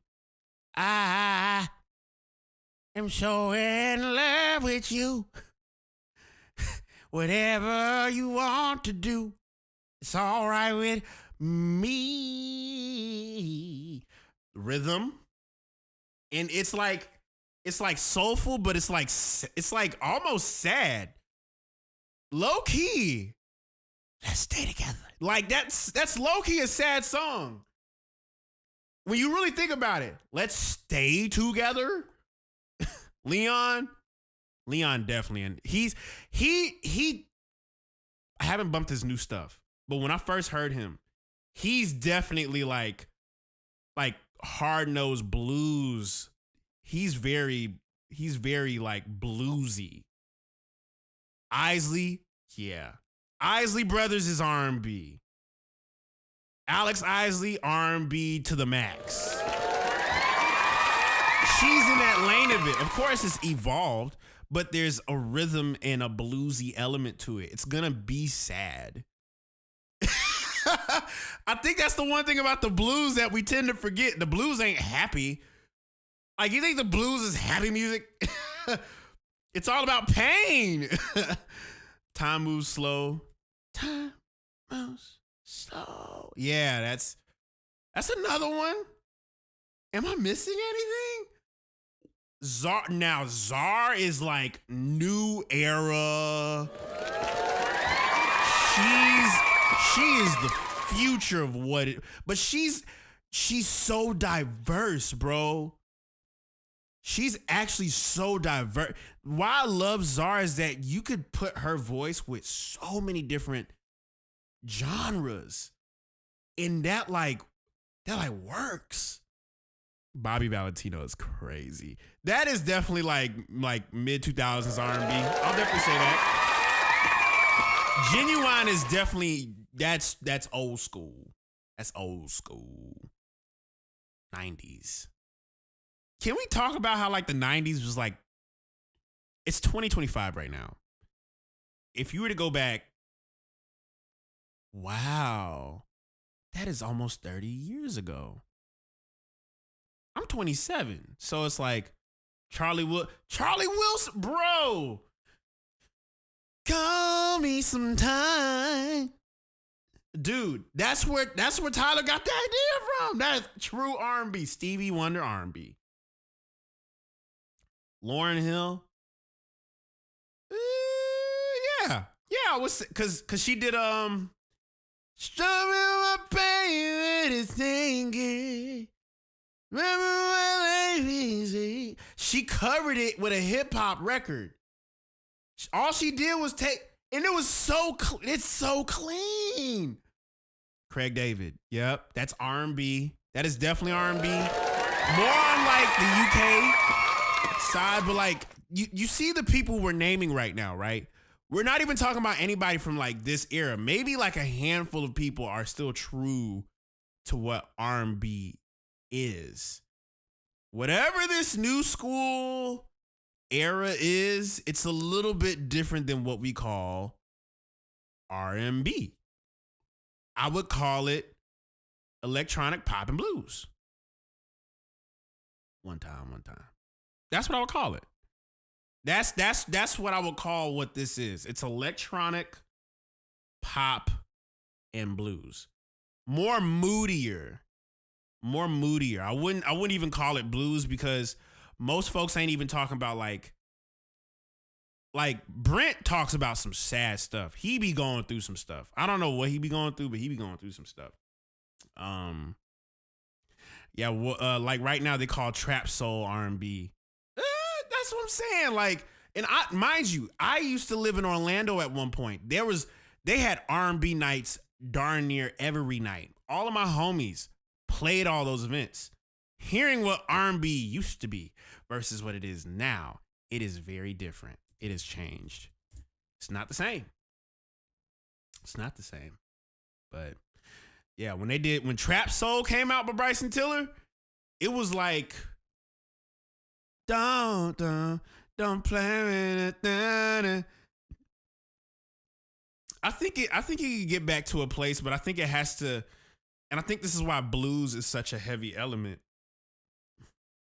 And don't get me wrong, I do think with the way that the world is starting to trend within music that I'm noticing, everybody's using these soulful elements, and not everybody is like, I got the blues, I'm sad. What sounds like blues and folk, though, is the alternative indie folks. You don't hear blues scales very much anymore. You know who low key been dabbling with it? Low key? Donnell Jones, Jasmine Sullivan. Well, that's that. Lucky Day's more soulful though. Rhythm and Mood, R&M, Ram. Rhythm and Mood, guys. Rhythm and Mood. But when you think about the blues is like, you're talking about your life is sad. And Brent perfectly fits in that description as like, this is what R&B turned into. But it's not bad. That's not a bad thing. Their guys are old. Don't say that. Don't say that. King Krule kind of leans folky sometimes. He's really folk. I love that. Electronic pop and blues. Yeah, because I don't think people really. I think people are sad, but I don't think people are like in the blues like that no more. Like, can you still cop a slot? Yes, you can. If you want to cop one, boop.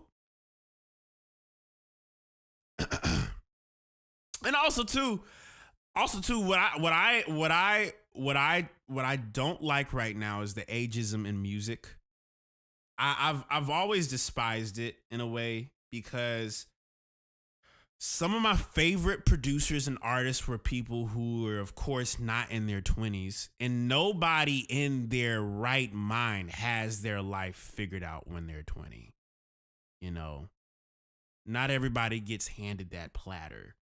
You know, my life wasn't figured out when I was in my fresh 20. Where would I put Frank Ocean? Frank Ocean is, I'll save that for the second, but I have a whole thing about Frank that I'll talk about. But, yeah, ageism in music.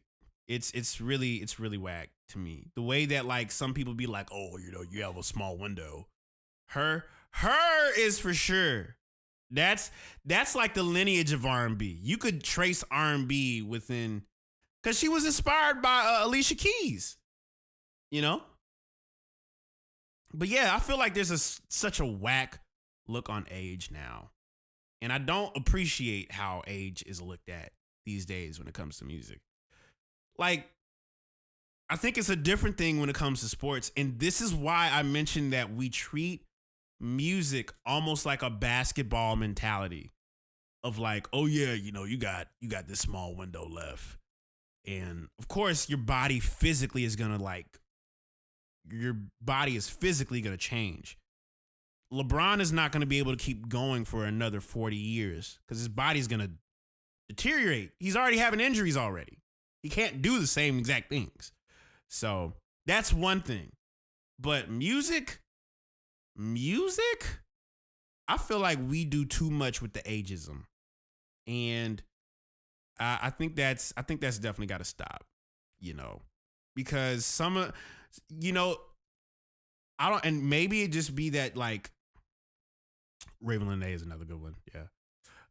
Maybe it be that we, you know, look at.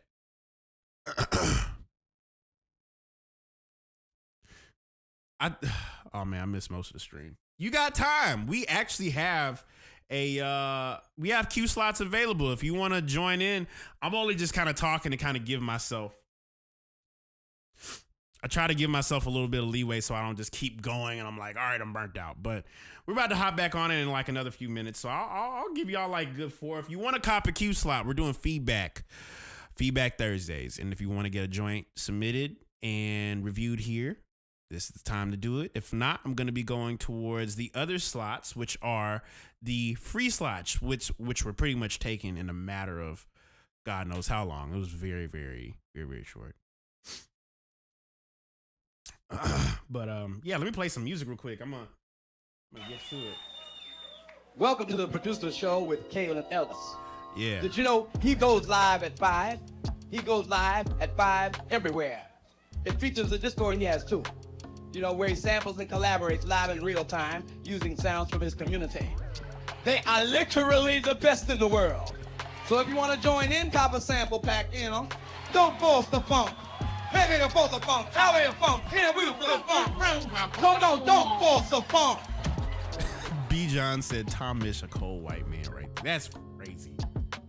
Listen, Tom Misch is great. I love Tom. He followed me on Twitter, bro. He was one dude I wanted to connect with before all the pandemic stuff started like really taking place. So I hope he's well. I remember he like, you know, called off his tour to be able to take care of himself. So Tom, if you ever see this, brother man, I hope to connect with you at some point. You're incredible, bro. Yeah. But Tommy K says, honestly, there was a guy asking on Reddit, I'm 27. Let me see what you said. Honestly, there was a guy asking on Reddit, I'm 27. Am I too old to start rapping? You have maybe 60 years ahead of you. Do you want to live 60 years and always cry about being too old? You know what? I'll say this. I think I think we as people tend to allow things to become way too important. There's nothing wrong with asking a question, but I think there's always a better version of the question that we propose. And I think one of those questions is, am I too old to blank? Now, let's just be understanding that if you understand principles, you could literally be 40, 50, 60. I've seen people during the pandemic who are in their early 70s be like, I want to make beats. And there's people right now making the toughest beats at a bright age of 70 plus. And there's nothing wrong with that. I think everybody has their own thing. You can't be 20. Now we keep setting limitations on ourselves. Now, Crash says you can't be 27 plus talking about hooking up with people. Now, that's a whole nother thing. Now, there's certain people that can get away with it. Future, unfortunately, can continue to keep doing that. But that's his branding at this point. People know, like, oh, this brother's crazy. Anyway, and could cook, you know. Eventually, at some point, rapping, and you know what? I think context matters. Actually, I saw a video and Curtis King actually did a cover about this, talking about, well, he like reviewed it. It's a video of LL Cool J learning how to rap again. And I think that was actually pretty incredible because I'm like, someone like LL Cool J just, he inspired 50 Cent. Like, if you listen to the flows of like LL Cool J records, you'll hear 50 Cent taking that flow, but putting it through like a gangster's perspective. You know? Will Smith is rapping his butt off right now. Will Smith is rapping his butt off right now like he ain't got no deal. And I guess it really tends to, and you know what? I don't think the right question is it too late for me to start being an artist? I think it is, am I dedicated to learn something new that requires new principles to get to where I want to be? And sometimes that doesn't always mean or correlate to accolades. You know what I'm saying? It doesn't always correlate to accolades. Maybe people want to just make music purely for themselves.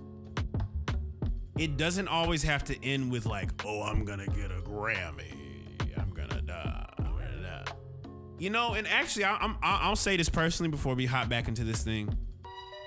I've slowly began to let go of making music to prove something. And actually, I realized that's actually a part of me that I'm aware that I've started to kill off. Making something purely from the perspective of trying to prove something to somebody.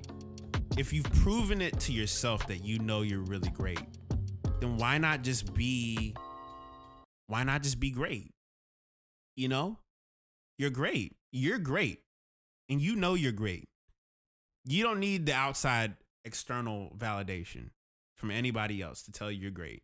Because if you believe you're great and you've put in the work and you put in your time, I know who I am now. So now when I go and arrive and play shows and do things, I'm not doing it to impress anybody anymore. And I think when we present our work, don't get me wrong, it's always great to have our heroes, you know, look at what we do and be like, good job. But validation can be one heck of a drug. And if you know who you are, that's just a drug you don't have to take. I mean, if you know who you are, you can walk into any room and be confident in that. You don't have to change who you are. You don't have to dim your light. You know what I'm saying? You're you. And if you're amazing, be amazing. That's what I have to say. You know, I ain't gotta prove myself to nobody. It's just who I am. When y'all see me in this room making me make beats, I'm like doing reviews, bro. This is all like years of working on myself and what I know. Like, even if these cameras were off and I was hanging with the homies, I would sound exactly the same way. That's just how it is. That's what I want, like, all of the makers to understand. Like, everybody who is a Makers Club member, you're great already. Even if you haven't made your first beat and you want to, the fact that you already got great sounds means one thing. You just gotta learn how to put them together, and that's it. You're great. Even the fact that we're sharing this moment, imagine how great you are, or imagine how amazing you are. And you just walked around like you knew you're dope. Do you notice that you have the Victor Wooten vibe? You know, I love Victor Wooten, bro. He's kind of, you know what? I've gotten that before. I was in New Mexico years ago and someone was like, yo, I got a chance to do a show with Victor Wooten. And we ended up talking for like 2 or 3 hours. So, yeah. But I digress. Navi Alonzo says, can I share a track from 10 plus years ago? So, man, join the Q slot. Join the Q slot right here. You cop a slot, you'll be able to join in. I will play it here on this stream. I'm actually about to check on it right now. I'm about to check. Let's see if anybody skipped the line. Anybody skipped the line? We got one more. To skip the line. Lucrative here. Says here in quote, Severance. He flipped Severance. Okay. I have heard the original, so this is great. Not sure if you've heard the original or not, but this is a flip. This is version 9. Been working on it for a few weeks, planning to drop tomorrow. 9 a.m. GMT. Thought I'd get your general thoughts and ideas. Thanks. Let's get it. I'm curious to see what's going on here.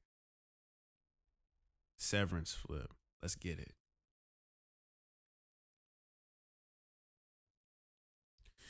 There we go.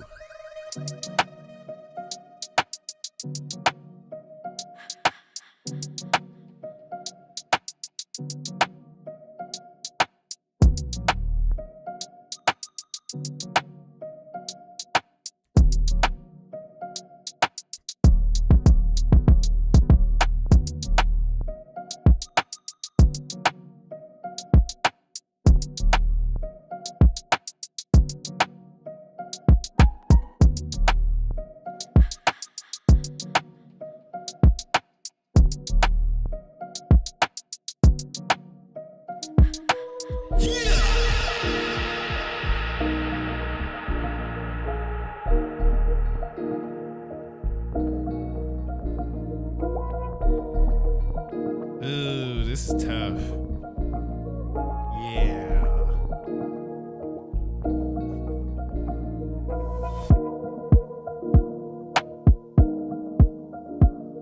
Oh, I'm so sorry. I'm so sorry, Lucrative. My bad. I need to start being more gender neutral.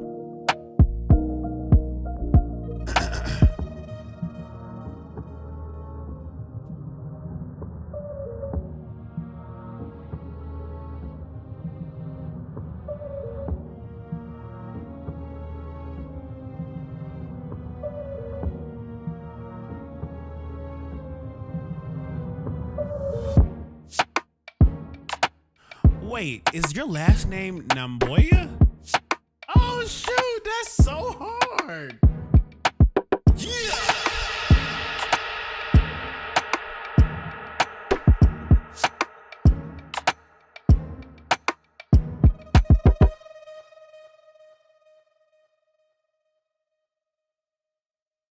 That's it? That's it? Yeah. What? We need to make it one more. We need to make it one more minute. That's so tough. That's so tough. I'm floored first and foremost, I love how doom doom goo goo doom doom goo goo. I hear that being a song for someone. That, yeah, that's so tough. I had to turn on my speakers so I could hear it right. That's tough. Wow. Hey.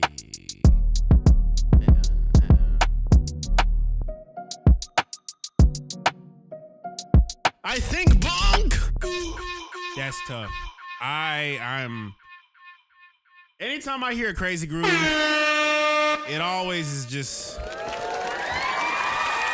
Yeah. Lucrative understands. That's it. Low key, I can't say the name of who I've been working with for the last maybe month, but there is a person that is a very well-known legend. I actually mentioned their name on this chat, on the stream today, and there is a record that she is a part of, and it sounds similar to this. So I would recommend Lucrative. Can you make a whole project full of those? Those are just yeah, incredible. So yeah, man. Shout out to everybody that submitted for the Q slots. Low key SZA on a beat like that would be so fire. All right, next up, we got the one and only Kenny Wizzy for the free slots. We're about to peep game on to see what's going down here. Says in quote, made this a while back. I feel something is missing. Anyway, hope y'all like it. Chat, don't hold back on any constructive criticism. I thrive on that. Stay blessed, y'all. Let's get it. I'm curious. Let's get it.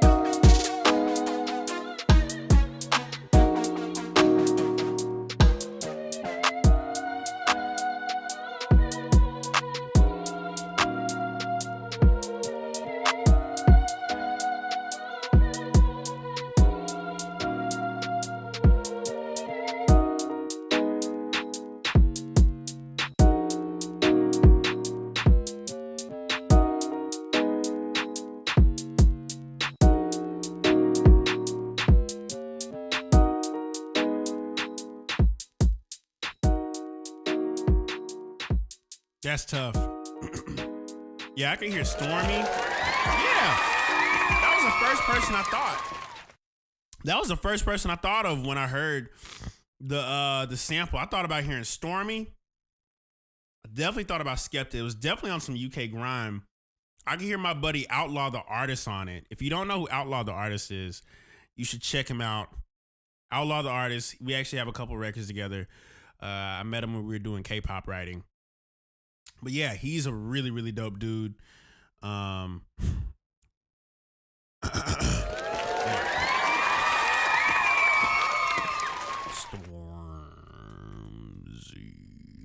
Oh, Stormzy. That's what I meant to say.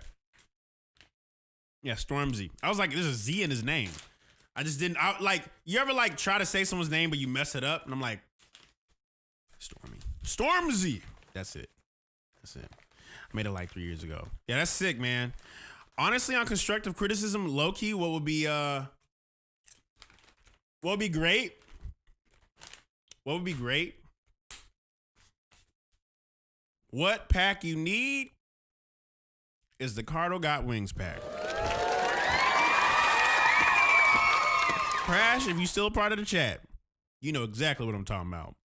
That Cardo Got Wings pack will do you so much wonder, Kenny. The reason why I say that is because your bases, I hear where you're going with your bases, bro. Yeah, Crash, and if you want to send it to him, go crazy. But yeah, shout out to Kenny Winsey. Next up, we got Lucas Officio. Oh, you know what? You submitted during the sample for challenge. So, next up, got Lucas Officio. Says here in quote, a beat I made recently about the concept of patience and wanting something when you can't get it. Oh, the concept of patience.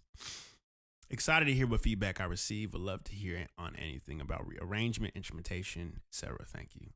Let's get it. Let's go. All right, let me go ahead and get this right. Hold on. Let me get this right. We're going to get it right.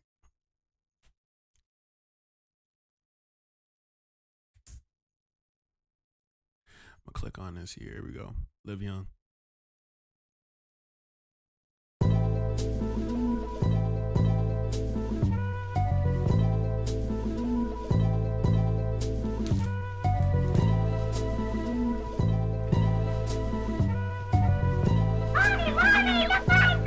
Jimmy, feed up now. I'm too busy.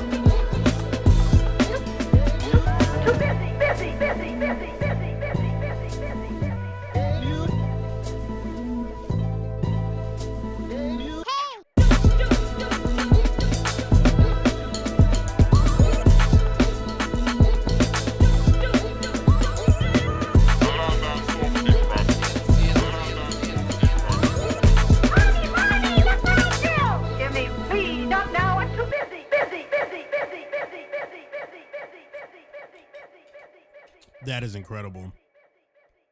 The Zelda fairy sound is crazy. I know, bro. That's tough. It is now, given those drums, if you didn't know where those drums came from, I have a sauce pack, which not only is just full of instrumentation, but the Volume 9 pack has this folder where you can put together drum loops and everything, and that's what he was using in it. And shoot, anything about the arrangement, the instrumentation, it kind of felt like, and I'll tell you this, if you ever listen to an arrangement and you get lost in it, not lost around it, but lost in it, that's a good sign. Yeah. You kind of have like the perfect amounts of like instrumentation. Given what you did, I hear everything clear as day, and they all have their own purpose. All the sounds do.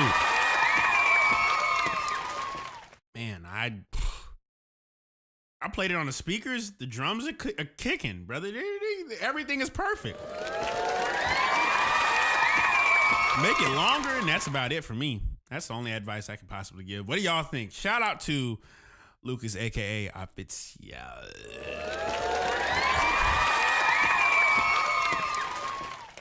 Next up, let me check the paid slots. If you want to be able to tap in, I'd highly suggest you to tap in. Next up, Danny Flu, aka Flu. And we need this on YouTube ASAP. Yeah, post it on YouTube. Every single thing y'all are showing me, y'all better not just keep it in the stash. Post it, put it out. Shout out to Flu. Let's get it. 100 D sharp. Flu. Let's get it. Let's get it.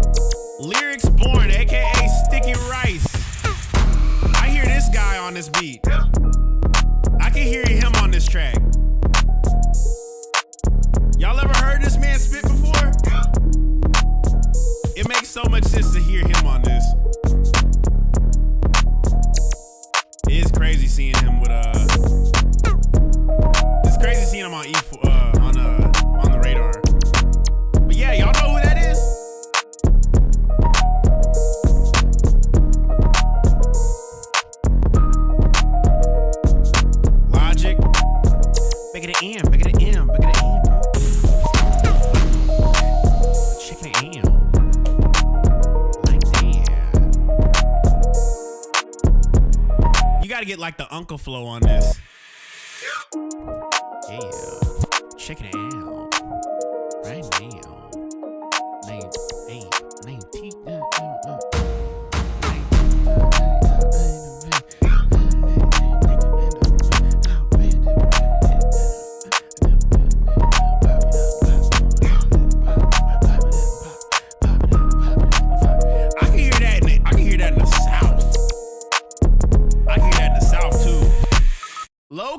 Low key, I can hear that in the South too.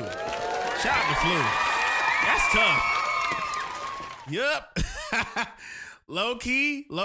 Okay, so I have a crazy thought process right now. Like, I realize, like, if you listen to like rap music, like, and not just like rap music, let's just say like the more Rod Wave or like Kodak or like I could hear like a real country flow on top of that.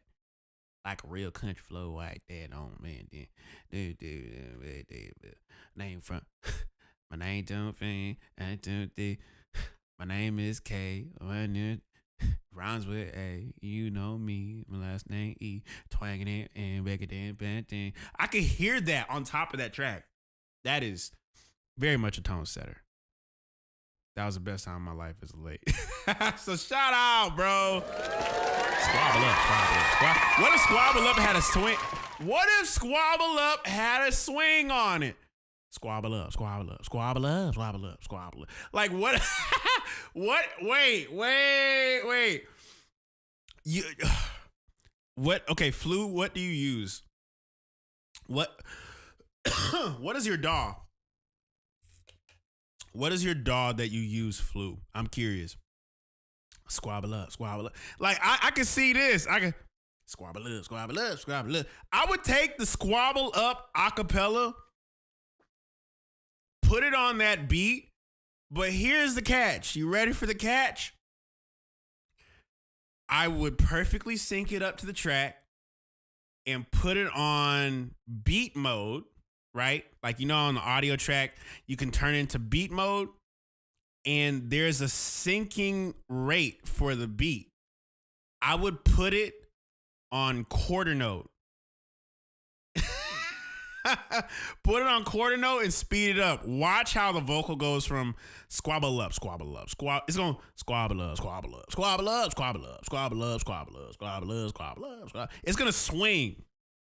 Trust me, because I hear it. I know I would have done that, but I haven't heard a swinging idea like that in a minute. So shout out to Flu. He said I'm gonna be back.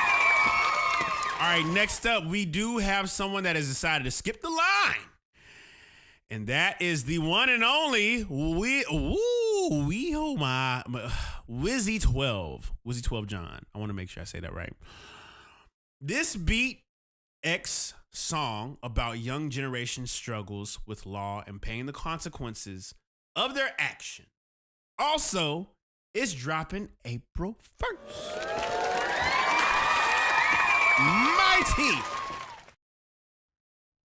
Mighty. Let's get it. Mandem Tings. Let's get it. By Weho Maja. John Lau. Okay. Now playing. Let's get it. About to bump it right now.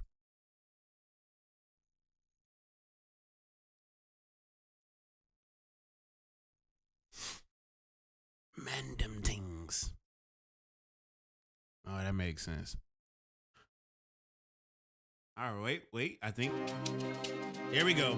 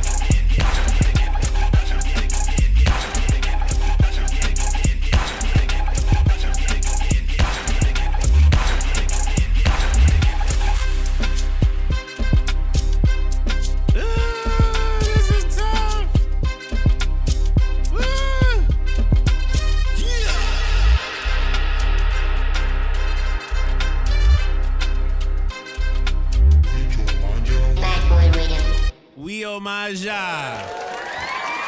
I now know how to say it properly. We Omaja. Okay.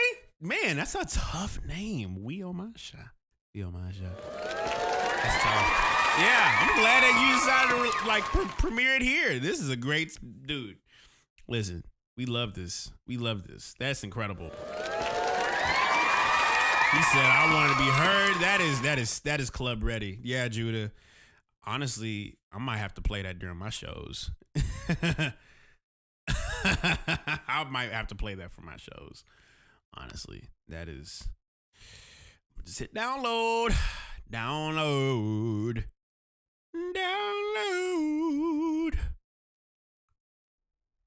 Yeah. All right. Well, shout out.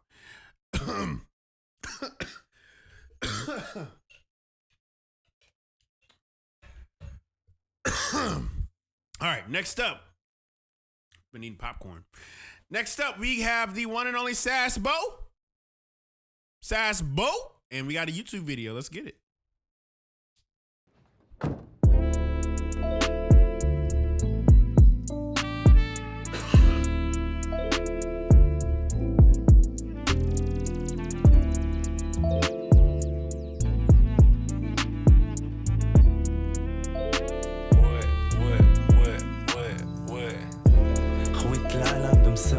ماشي ما بغيش كنت قاد ولابسو فاكسون بدل الجيب القاف كمل بالان في الطريق ماشي بحروف النصب بحروف الهلا كاتبهم السين والصاد غادي نلعب في الدورة مربورو اورو دوروه وعطيوه فرصة داك خويا شادين كورصة داك الموت سي با الصورة سول اش زيد حياة الجاية لابين بيلو فاس كما هي الجاية ضاف البلافون سين طافية دروك في الطراب لابد من دوز ثلاثة دوز طلع ماشي معايا كيما ديما غماسك في المرايا غادي تفهم كلامهم غادي تحل بيبانهم نور على نور كي كانوا قيلوا القال شوف شنو دار كي النساء كيبانوا غتفهم علاش نفس الحلمة نقاود جماتهم نطلقوا الصداع سماتهم كحل ماشي بيطولاتهم سطورة مقدسة مكتوبة في نيفادا كلشي مرفوع دماغي نيبالا شكون هما اللي دواو عاشوها الريل بيرس كيما بغاو ماشي تخاور ماشي راه تصاور ماشي ومشاكل في كوكا ديما مغامر ماشي مال اللي كان غالي في بالي وفي بالو بلا ما ندويو كلشي باين فياتو غارق حلال في حرام شكون اللي كان غارق حلال في حرام يا شكون اللي كان حلال في حرام شكون اللي كان وي كنديرو راسنا مكلخين بغيناهم يفيقو يديرو خطوة كيزيدو فيه كنلحوم اللون من بعيد يشوفو انو فرصة كما فاهمين المرس يكون راجل دمين نعطي ليك اجر قرينا وخدينا فلوس اجي ما كافي لا خريف لا صيف كلشي حزين سطورة مقدسة مكتوبة في نيفادا كلشي مرفوع دماغي نيبالا شكون هما اللي دواو عاشوها الريل بيرس كيما ماشي تخاور ماشي راه تصاور ماشي ومشاكل في كوكا ديما مغامر ماشي مال اللي كان غالي في بالي وفي بالو بلا ما ندويو كلشي باين. Shout out to BDR and Sass Bo. The video is crazy. That is phenomenal. That's phenomenal work, bro. I love the quality. I wish I knew the language. Because, like, first and foremost, what I could put together using context clues is that the moodiness of the beat, the slowdown at the end, I would envision that there is an experience being explained of whether of someone feeling apart from another. Also, it's a very moody-ish kind of like jazzy vibe. Notice the colors are black and white. I love the direction for the video. I'm like, yeah. Hold on, let me see here. Do subtitles exist for it? Hold on, let me pull it up.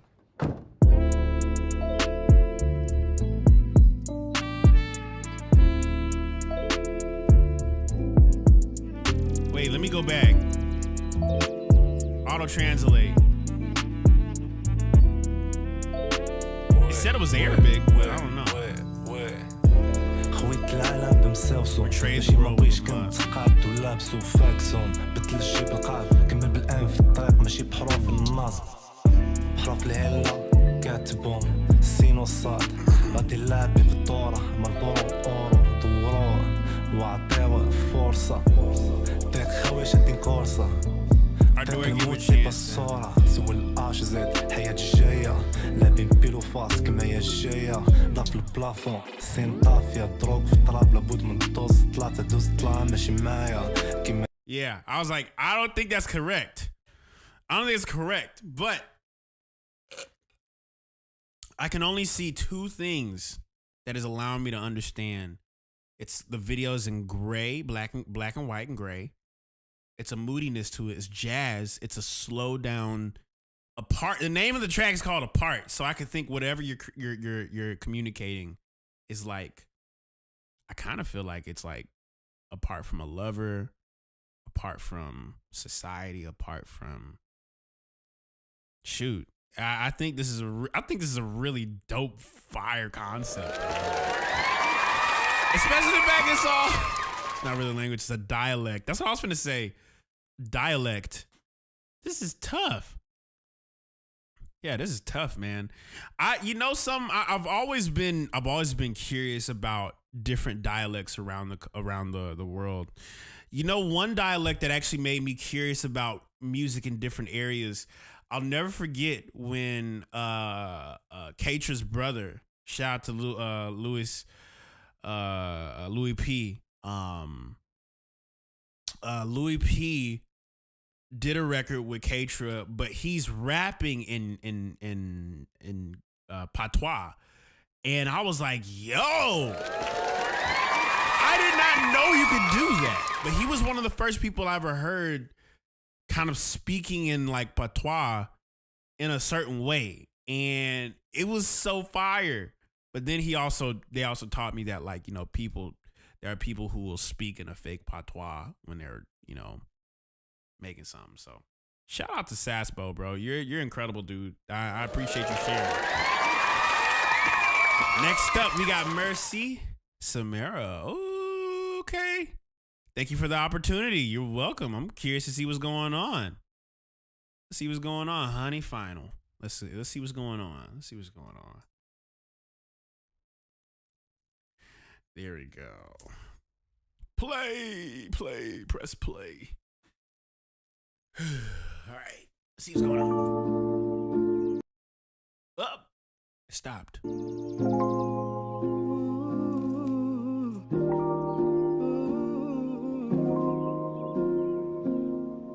I did my homework, I took my notes, and this been quite the rodeo.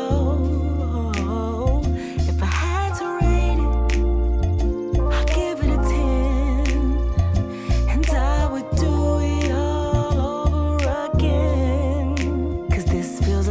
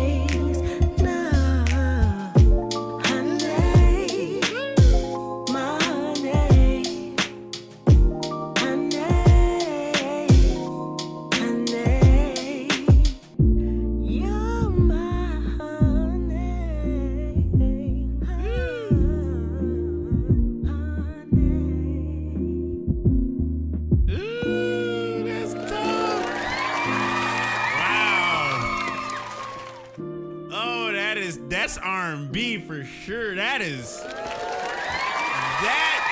what it is.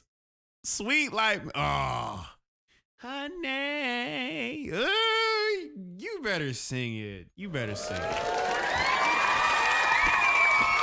I love how that sounds. Like, for that to be a final, I don't really have much to say. That is tough. That is tough. I heard that little harmony you had towards the very end. Man, vocals for sure has to be more up front in the mix or something. Honestly, I think given for what the idea is, it's pretty fire. I might have to take one more listen to it through like another setup of speakers, but given the concept, it feels amazing, you know. Less technical, but it feels amazing. That is a great idea. Low key, I would love to hear what would happen if you did a little left and right and just widen out if you did like honey, a left and a right, just kind of widen out your voice a little bit. Just a couple more takes, just a left and right pan will do you wonders. It is warm. My girl mentioned something about like soft girl anthem energy, soft girl anthem, a little bit of more of a nurturing on the mix, but mix aside, it feels incredible. If you ever decide to go down this route again with dropping something of this caliber, your voice is so powerful. I can already tell it has a warm presence to it. It's very soothing. There's no like, it sits so well, especially with how you're choosing your notes. Man, it's phenomenal. I can only fathom whoever produced this was having a fun time. If you produced it, kudos to you. 'Cause this is crazy. It's a crazy idea. Yeah. Thank you for submitting. That was an incredible experience. I think we have someone that submitted as well in the queue slots, y'all. So we're getting pretty close to like the finishing part of this. So we're getting close. Next up, we have the one and only Super Dave, aka Dave hates 808s. He hates 808s. Now, if I hear 808 in this track, I'm gonna look at you. Look at you funny. So here we go. Cats and Dogs by Super Dave. Dave hates 808s. That's such a crazy name. But I'm curious to see what's going on. Let's go. Let's see what's going on. Let's see what's going on. No. They're eating the cats. What the hell going on? What the hell's going on?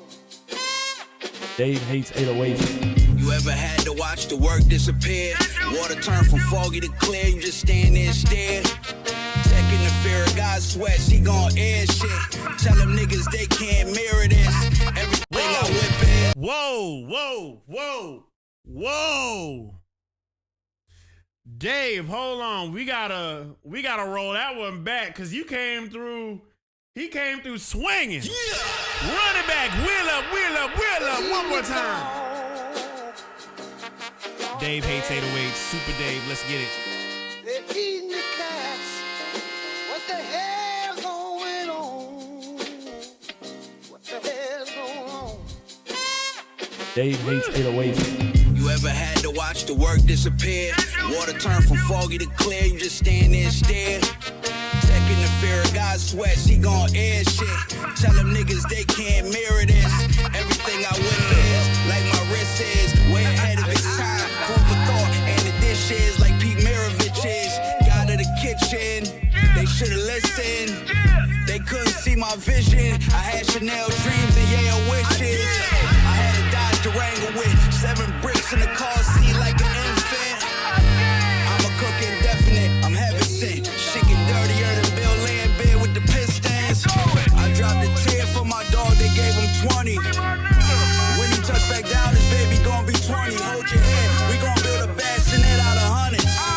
He said his bunkie is a nigga from my town that owe me money. For an ounce I threw him back when they was doing the Dougie. They can't stop me, can't take this from me. The ones praying that I fall, the ones that say they love me. That's how it goes. so good I wanted to die there. So many kilos piled up, I could've climbed here. I mean, to this level we at, feel the allure. You talking to a nigga that counted $500,000 cash with cocaine under his fingernails before. The plug told me to move faster when you take your time. I ain't understand them then, but it all made sense in due time. 9-hour Paris flight, reminiscing on life. Kitchen lights. In my jersey in the kitchen lights. Kitchen lights. Them bricks shine different under them kitchen lights. That money look bluer under them kitchen lights. Never seen a Richard Mill under kitchen lights. We don't lease, we buy the whole thing. I ain't selling nothing but the whole thing. Kitchen lights.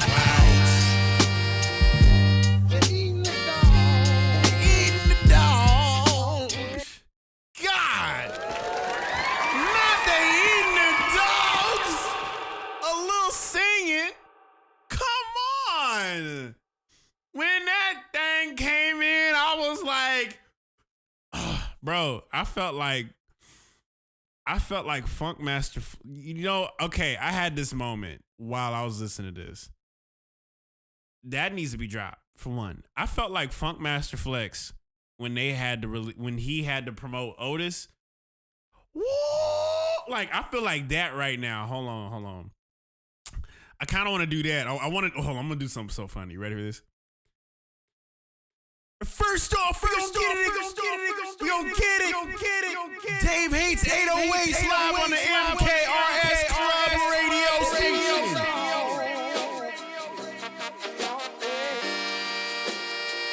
I need the bomb drop. The Funkmaster Flex bomb drop. I need that. That's what it made me feel like hearing this. Woo! I need to have like the bomb drop sound in order to make this like. Can I get that real quick? Bomb drop. SFX Funkflex. Hold on. I gotta get that real quick. I need that.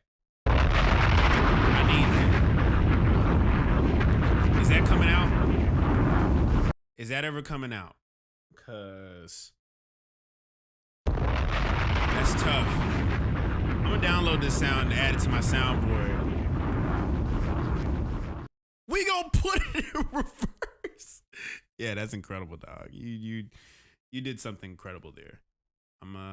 Yep, I just found it. Yeah, I gotta drop a bomb for the one and only Dave.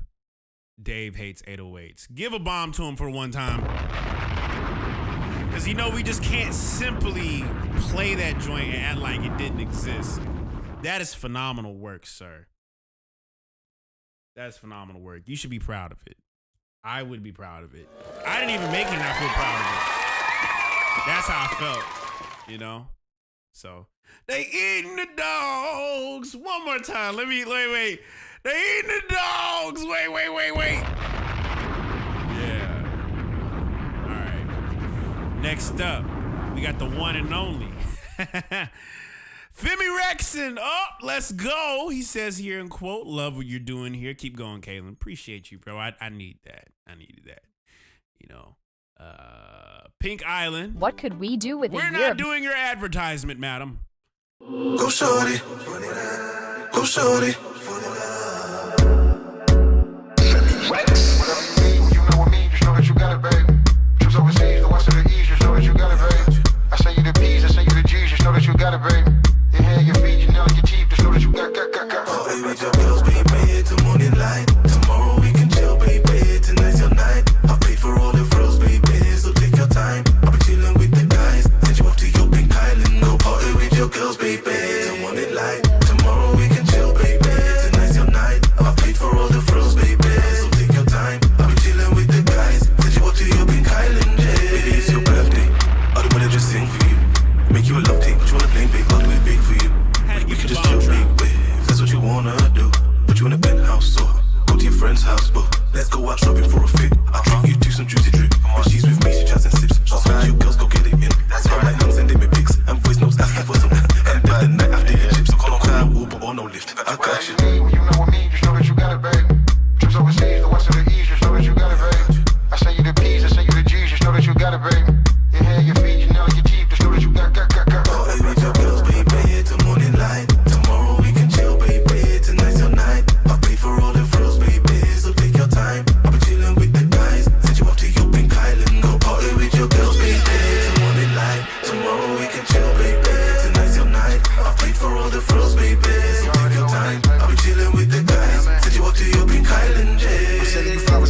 chocolates, I'm sending you liquor. When you on the beach, when you on the yacht, better take all the pictures. You know that you wifey, so I'm clicking like you. I wish I was with you.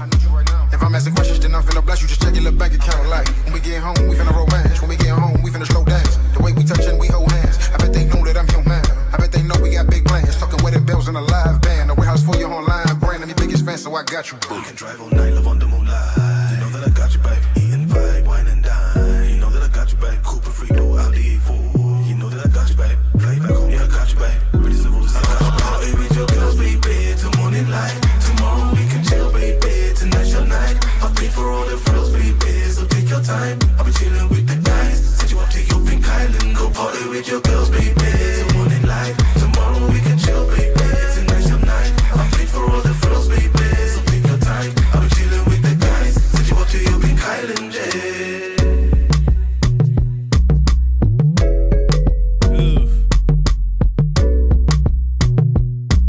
Shout out to Femi Rexon. I love what you did with the record, bro.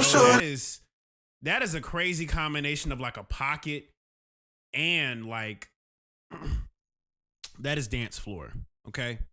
I can only imagine. I you know, I'm kind of curious. Do you ever film yourself like DJing, bro? Is that something you do often, or like, because I don't want to like be disrespectful in asking that. I want to be able to better understand Femi Rexon as a brand, because man, some of the edits and the way your ear works is ridiculous. Like, it is crazy. Next up, we got Silver Rose. Silver Rose says here in quote, redid one of the songs from the last Feedback Thursday. Shout out to Makers Club. I highly appreciate y'all. Also, I don't know why my track keeps clipping at -16 LUFS. If you could give some advice on how to fix this issue, I would highly appreciate it. Well, let's see what's going on here. I'm curious. Let's see what's going on here. Let's see here.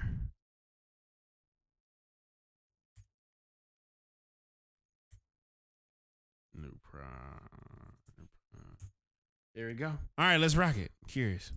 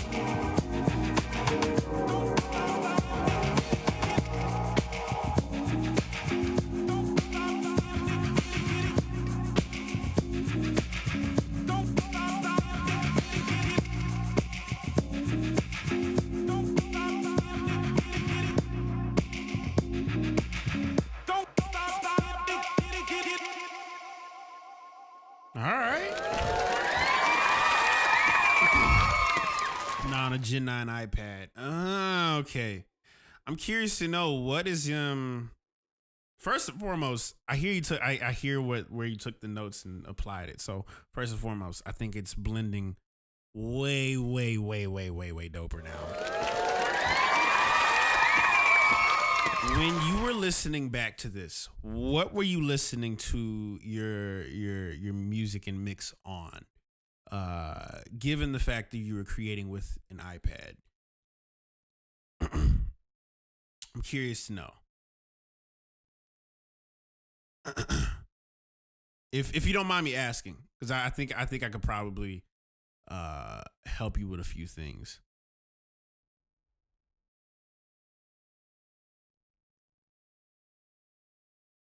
What were you listening back to your music on? Some Skull Candy earbuds. Okay. So I would love to see how different you'd be able to hear with headphones. If he had an issue. Because here's the thing about using Skull Candy earbuds, right? The problem about earbuds, mixing and working on stuff, you're going to hear a lot of like the mids and the highs, and your lows will lie to you sometimes on earbuds. I only say that because your kick, I don't know if you caught in the middle of me listening, I was like hearing that there was some noticeable low end kick presence missing. It's like your kick drum like was a little bit squashed. You could hear the attack on it clear as day coming through, but I didn't really hear like a low end for your kick to kind of distinct like, oh, that's the kick. But it makes sense understanding that you created it. You created it within the Skull Candy earbuds. I would love to challenge what you mix your music on, and I'll tell you exactly why. When I would mix music early on, and I didn't have a lot of money to do like, get the monitors or anything like that, I would always subjugate listening to my music back on different spaces. For instance, I would play things back on as many car aux speakers as possible. I would listen through the terrible headphones, borrow the homies' good headphones, the Bluetooth headphones. And what you will slowly begin to notice is mixing on a limited device will limit your ability in the long haul. So I think what I love about what you did though is you managed to carve out the space for the samples to sit. Like it almost in a way reminded me of when I would play Amped 2.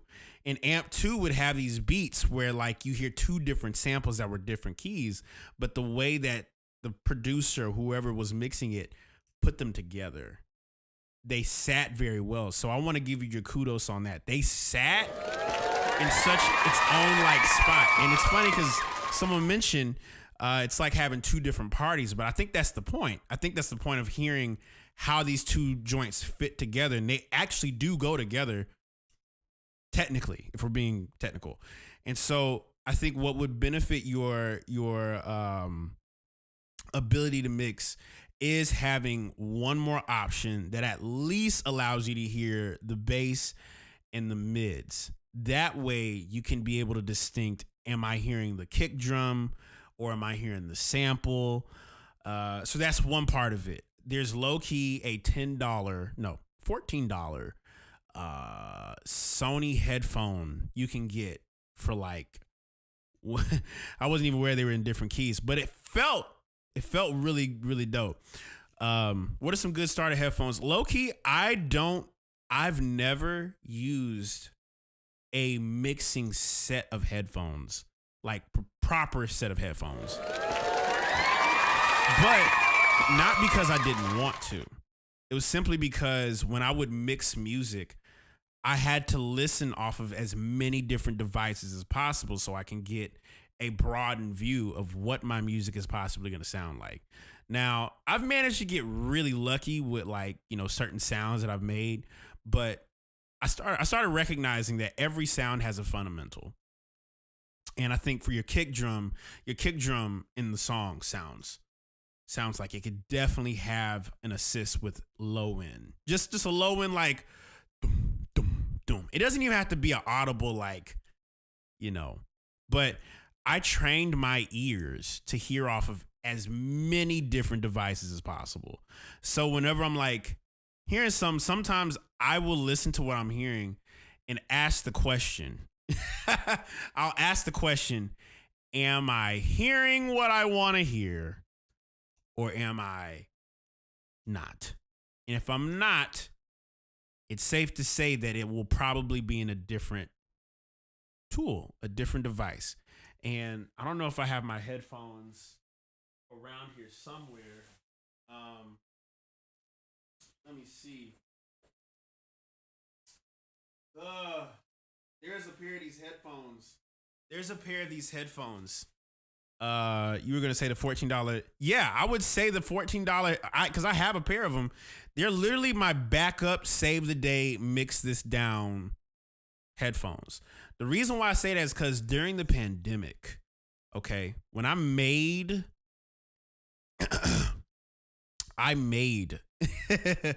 a good portion of my joints through those headphones.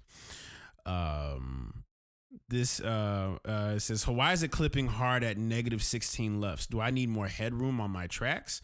Well, I guess a question I have for you is what processing and you know, only way I'll be able to tell is to be able to look at your session, because I can't really make like a distinct thing like this is exactly what is causing your clipping. But I would recommend looking at your tracks. What do you currently have that is a part of your processing? I would look at is your clipping on -16 LUFS. Low key. This is why I say with different headphones, you'll be able to hear other things that aren't, you know, present in your Skull Candy earbuds. Trying to mix on Skull Candy earbuds, you're probably not going to hear the totality of it. But I played it back on these HS7s, and I would probably look at your samples and see where they're sitting at. And if they are sitting somewhere, what processing do you have on those individual stems or the overall entire thing? Like what is present? Because I think that will probably aid as to what your thing is. Low key, I would beg, turn off the processing. Turn off all your processing and look at the LUFS meter, because -16, there is something fishy going on with that. But the only way you'll be able to hear it is to have another device that could give you something different than what you're typically used to. So if you're listening on Skull Candy earbuds, you're not going to get the full scope of what you really are looking for. I hope that makes sense. Yeah, I would recommend listening through another set of device and then like turning off all the metering, you know. So that's what I would recommend, brother. I think it might be too much compression. How much? Are you compressing the whole thing? Is the whole thing being compressed?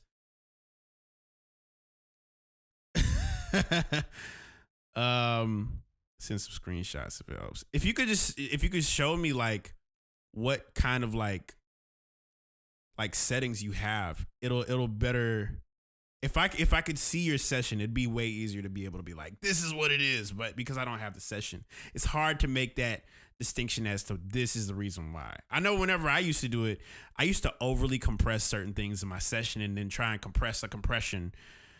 Yeah, you'll definitely get some crazy stuff. Turn off the compression. Turn off the compression, you'll be able to see. So that's definitely a tricky area to be, but I hope that makes sense. Drop it in the Makers Club. We'll probably be able to look at it, bro. Next up, we got Fox Man. Ooh, Semenkelo. Samuel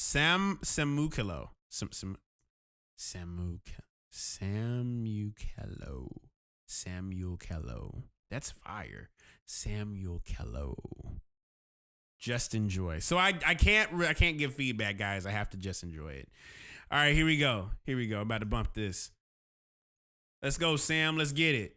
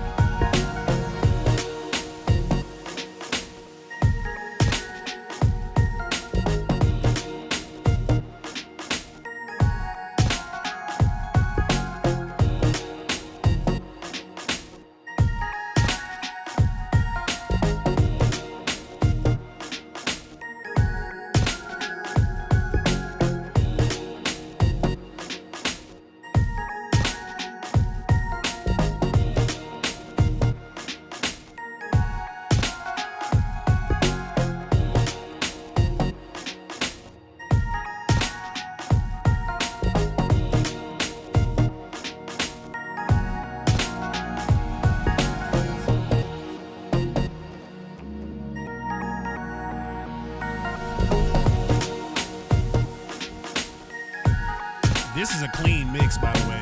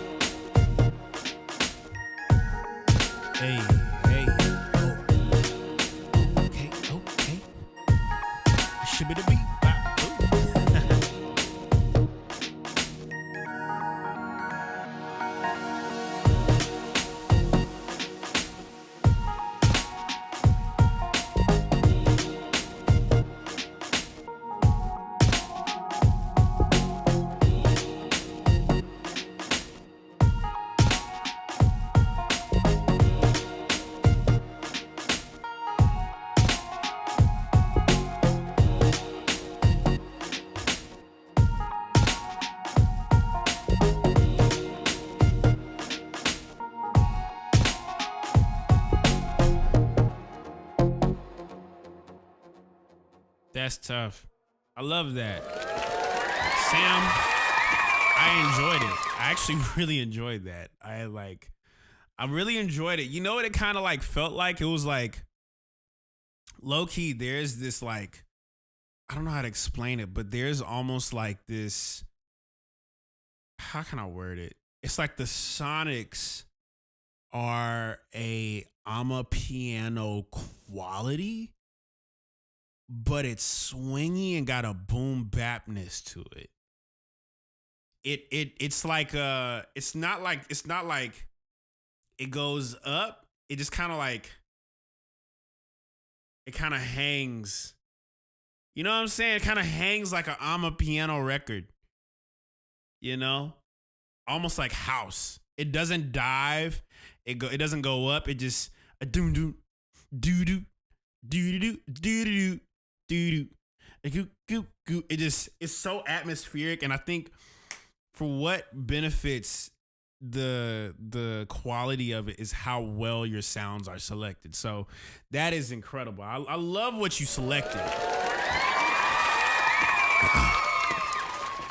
I would love to hear what, diving deeper into that bass line and the drums. Because here's the thing about boom bap, right? What makes a boom bap record boom bap is the fact that the drums and the bass take up majority of the presence of the record. And what it does coast on is a lot of the atmosphere. And I would love to hear like what kind of like rhythmic ways you can incorporate that drum pocket and the bass to kind of like explore a little bit. And so it just kind of like sits as like this loop of a wall of sound. And I know when it comes to boom bap, you got a locked in pocket. I would be curious to know if like doom doom doo doo ba ba ba a doo doo doo a boo doo ba bigga bigga bigga boom ba ba ba da da da ba ba ba ba ba ba ba ba ba ba. I would be curious to see if you could get a little percussive with that bass line. Explore a little bit, boom bap it. Boom bap it, okay? But it's definitely atmospheric. I would love to hear some percussions too, but given it's a great quality of what you have as an idea, and I think it's dope. I really enjoyed that. So, yes. Shout out. Next up, we have doo-doo-doo. Next up. Ooh, all right. Wangelian says here in quote, just hope you vibe with it. Really just trying to improve with building around an initial sample and make counter melodies. Also, I'm working to improve my mixes as well. Well, let's see what's going on. EJ. Meraki. Let's get it. Let's bump it.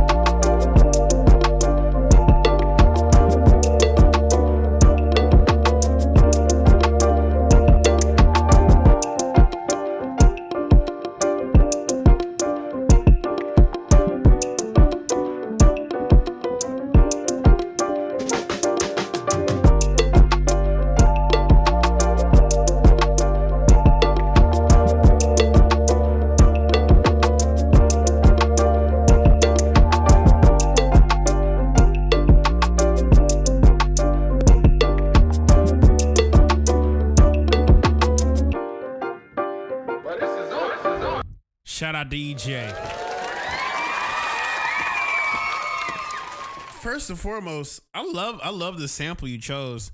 I love the sound selection. I love that everything has its own space and its own place. I love the groove on it. I think something that I think can work to your benefit when it comes to mixing is, it is about balance. I think balance is important, but you can have both balance and something that feels amazing to you. You know what I'm saying? And I think for what you have, it's definitely something groovy. So let's just kind of go off of creating counter melodies. And I think counter melodies are interesting because counter melodies kind of require two parts of your brain to understand the melody of something, one, but also two, the percussive rhythm of what you're hearing.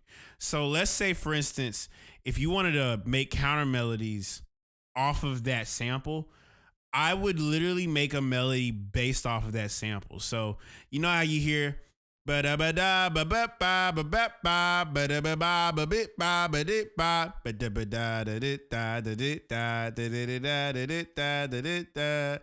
can hear that as the sample's going on. But here's the thing, the sample they're playing chords, right? I will play around with the line. I will play around with the line of the actual sample and place it as if you're playing a drum with it.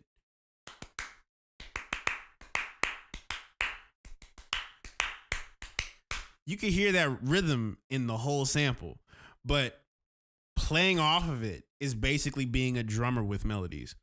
That's how you can create your counters. You can counter it by like you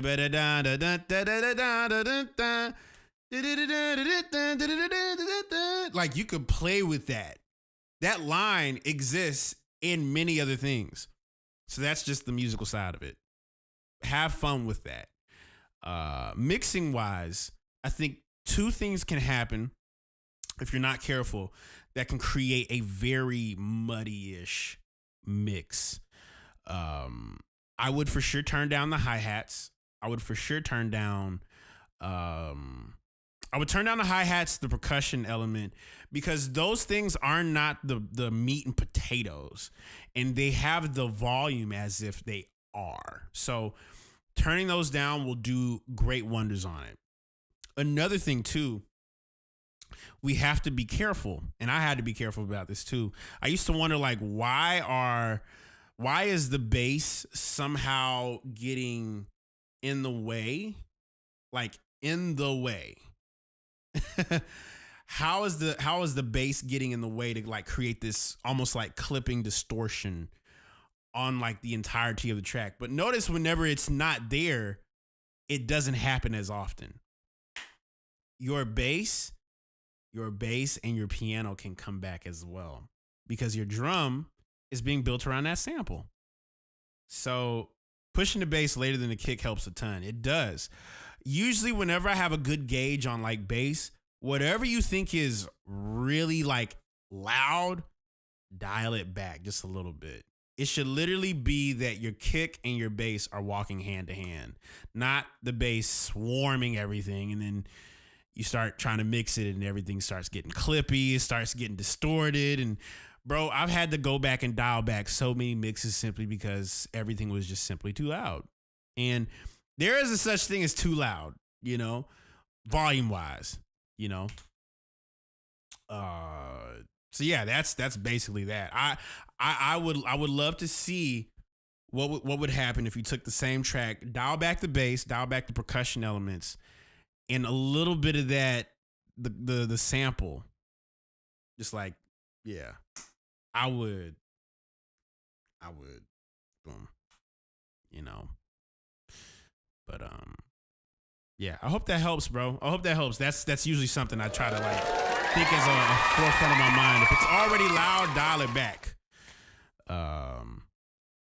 Or do you sidechain, Doug? I never sidechain anymore. That's actually something that's kind of crazy to me.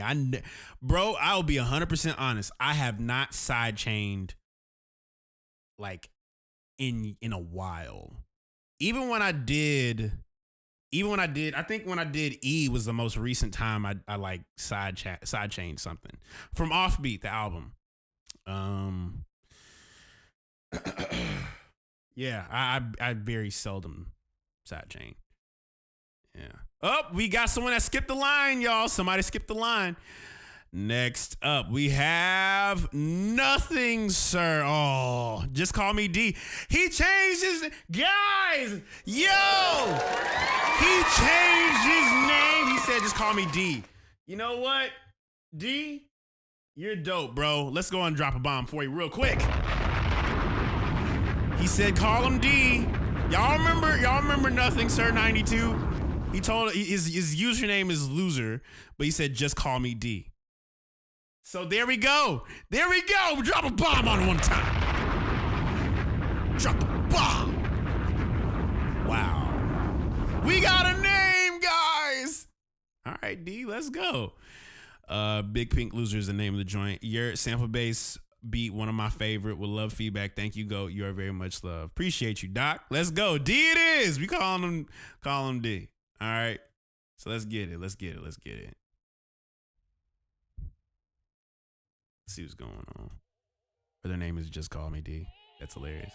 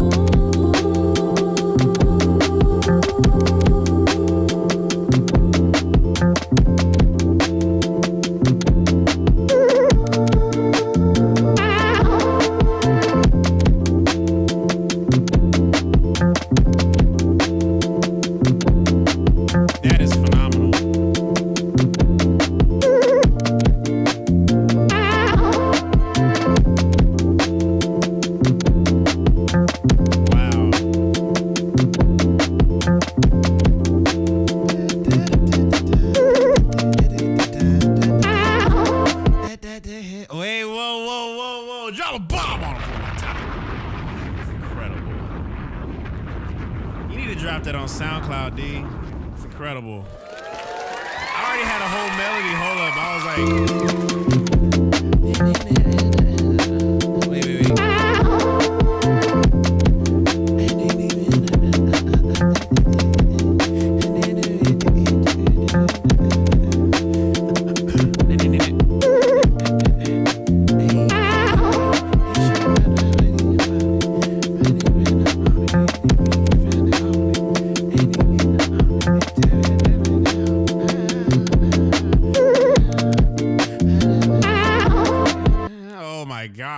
Incredible. You're a whole hook on that. Somebody could go crazy on that. That is incredible. D, you have a gift, brother. I appreciate you whenever you share it. It's phenomenal. And I love that it like perfectly it's cohesive. It's cohesive. That's the one thing I love about your ideas. As experimental as they get, they like it's cohesive for a reason, and I think that's a great representation of who you are. So, yeah, man, that's incredible. Shout out to D for the one time. All right, guys, we got 3 flips remaining. Got 3 of these remaining. Shout out to Sub G up next. And he says here in quote, it's an Afro beats track / song featuring my brother with a little blend of amapiano drum specifically. Let's get to it. He also has a YouTube page. Let's see what's going on. I'm going to go to the YouTube and bump this real quick. Let's go. I'm curious. Funwan Tan, Sub G. Let's get it. This is YouTube, by the way, y'all.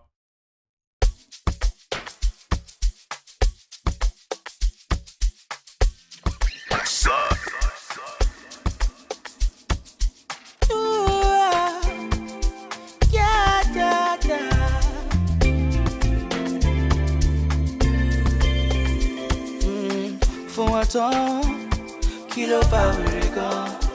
This kind vibe she dey want. Wọ́n lè bá kéré yọ.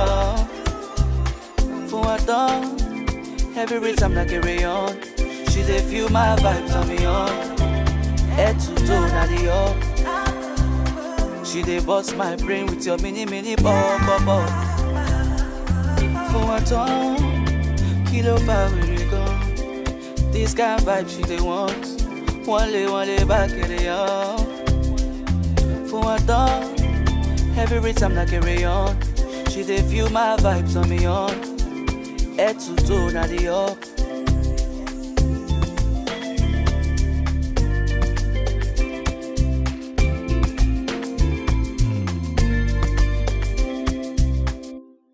Oh my gosh, bro, that is a stick. Why is it only a minute long? Oh my God. Can I play that one more time? That bass. I love the one thing I love about amapiano is that the bass it doesn't need a kick drum. Yeah.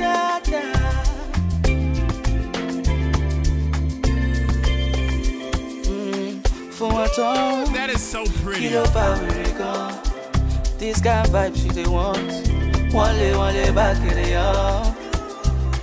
Fún wa tán, every rhythm na carry on. She dey feel my vibes on me on. Head to toe na the up. She dey bust my brain with your mini bop. Fún wa tán, kí ló fa wèrè gan?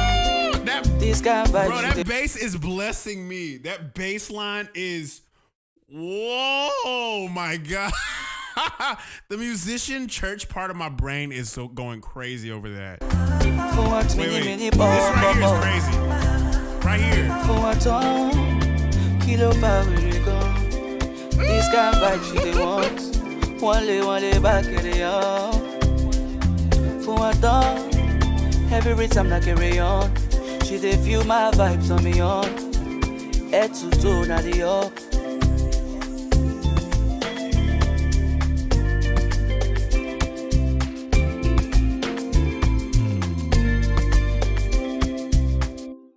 That is ridiculous, dude. If anything, I would boost those joints up a little bit more. Like it could have more presence. But I think that is incredible. That first off, that sounds pretty as all get out.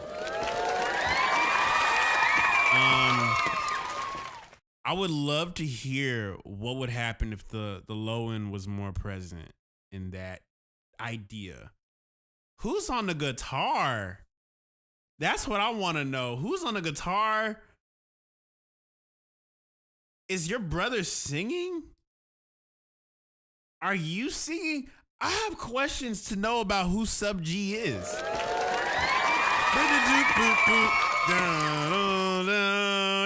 That's so good to my. That is blessing me. Okay, that is purely blessing my heart right now. Hearing that, incredible. Next up, Blank Face Villain says here in quote, this is a song by Bim plus Bo, and we're in the final stages of finishing the song. Looking for feedback on arrangements and tweaks of advice as we start mixing what genre / similar artists this song might fit with. Thanks. All right, let's get to it. I'm curious. Let's get to it. All right, let's see what's going on. I'm going to copy this. Boop, boop, boop, boop, boop. I'm thinking about that bass line. That thing is blessing my spirit. It's so good. I know homies that will wig out over that too.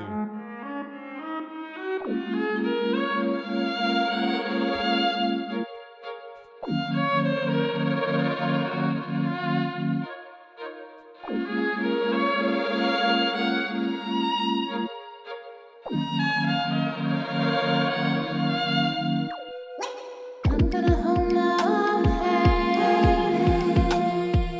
I'm gonna do my solo dancing. I'm gonna keep it cheesy. I'm gonna keep my love like PG. I'm gonna keep it easy. Using those to let it go. 1, 2, 3. I'm gonna hold my own hand. I'm gonna do my solo dancing. Hear that? The honey is coating my spearhead. Compassion for moments that I bled. The summit is bounty on his head. I used to believe in reality. Now I understand. We visit a communal fantasy. Choosing your battle, baby, I love that. I know my city above that. Below the bound, screaming hell from the inside. I know you can hear me, be nice. So you do quiet, be quiet. Walk with me to the river now, let's pretend it's the seaside. I'm gonna hold my own hand. I'm gonna do my solo dancing. I'm gonna keep it cheesy.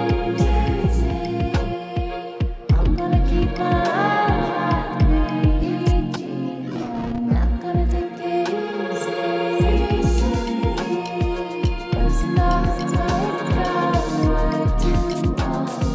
I'm gonna hold your hand.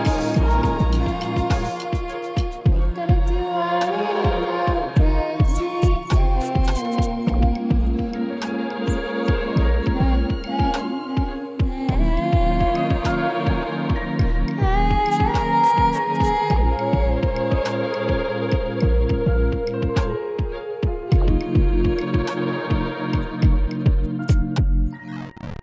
Incredible. First and foremost, I love this idea. I love it because it is bringing up some very great memories from like 2010 when like y'all remember when everybody started getting like real moody and experimental, like that like real stripped back minimalism sound.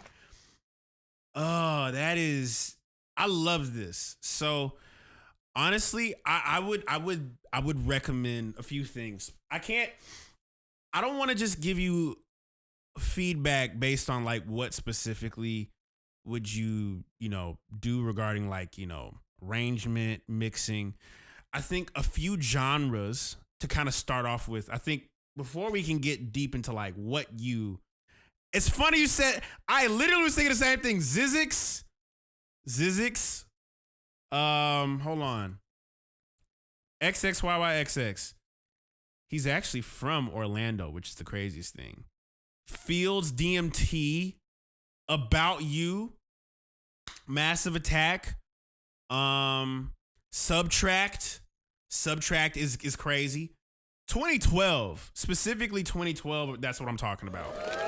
Like 2010, 2012, when like James Blake started to come onto the scene and like create this kind of like sound.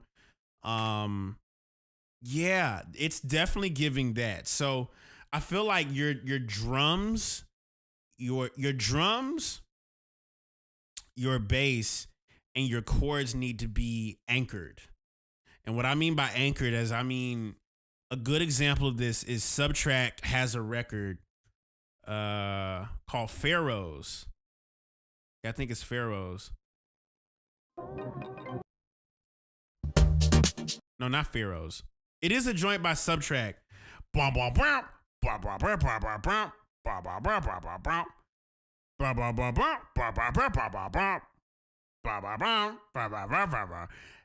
is what it's giving.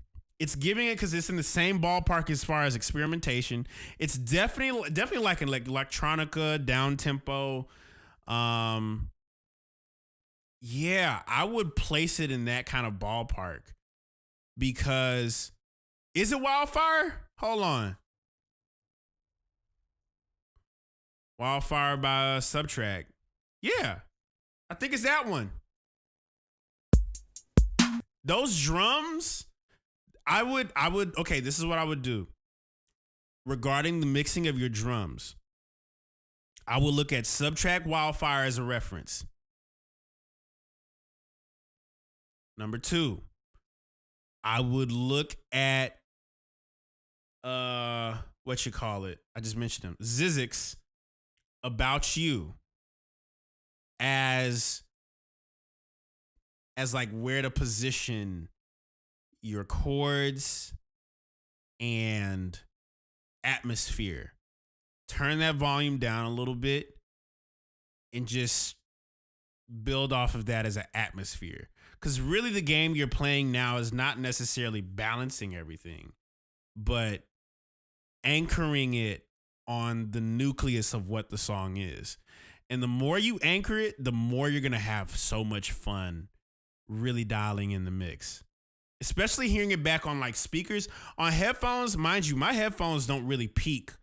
Hearing it back on the speakers, it was really just the reverb that was like kind of like peaking. But that could be something that could just be fixed in post. I would turn that volume, that reverb down, and really craft an atmosphere with the vocals and the chords, and build that as like your drums, your bass, the experimentation factor. These are all supporting elements that anchor down 2 parts, which is the drums, the bass, and the vocal. If you could do that, y'all could have so much fun with it.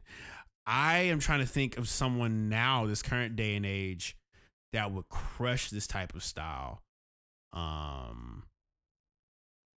I totally forgot that Drake did a remix to Wildfire. That's actually crazy. Another one, another artist that's kind of like in the same lane. I would say like an early Chance the Rapper. Early Chance the Rapper, that would be like, and then you know what I'm saying? Like he would be down that little that route. Massive Attack.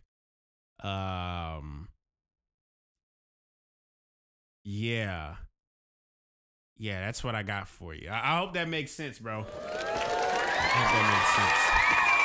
All right, y'all. We got 2 left. 2 remaining. Louis C always come in the last second. All right, so Louis C. He says here in quote, "This is the song I co-produced with Mad Keys and Heno. I just want your opinion as it uses sample anything but the drums I made, and I just want to know how my samples can evolve. You know my samples, so any advice would help. Plus, want to show you how far I've come. You know what, brother? I am proud of you. If you don't hear from anybody else, and if anybody doesn't hear from anybody else, from anybody that you personally know, given the fact that I've listened to your music and listened to your samples, I'm proud of you. And you should be proud that your sample got used to a caliber of this. And this is just the beginning, my good sir. So let's go ahead and see what's going down. I'm going to go ahead and bump this joint. Let's see here. Big Difference by Heno. Produced by Mad Keys and Louis C.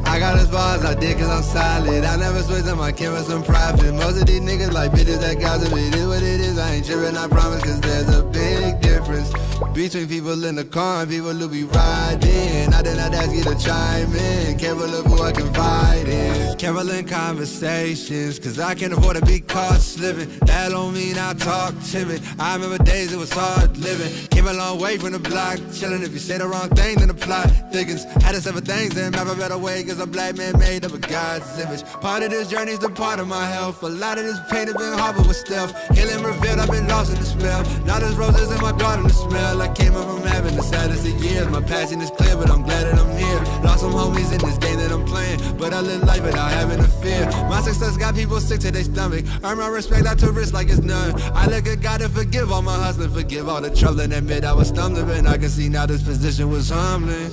Hey, they don't wanna see what this nigga becoming. Hey, I got as far as I did cause I'm solid. I never switch on my kid for some profit. Most of these niggas like bitches that gossip. It is what it is, I ain't tripping, I promise. Cause there's a big difference between people in the grind, people in the grind, right me.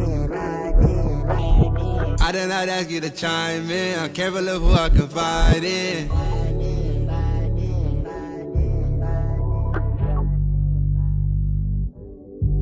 Tough. Shout out to Heno, Mad Keys, and Louis C. My God, I think a good thing I would recommend is to keep going down the path that you have with your samples, bro. I think something that I love about how you create samples is that you craft an incredible atmosphere. You craft a really crazy space for what you do.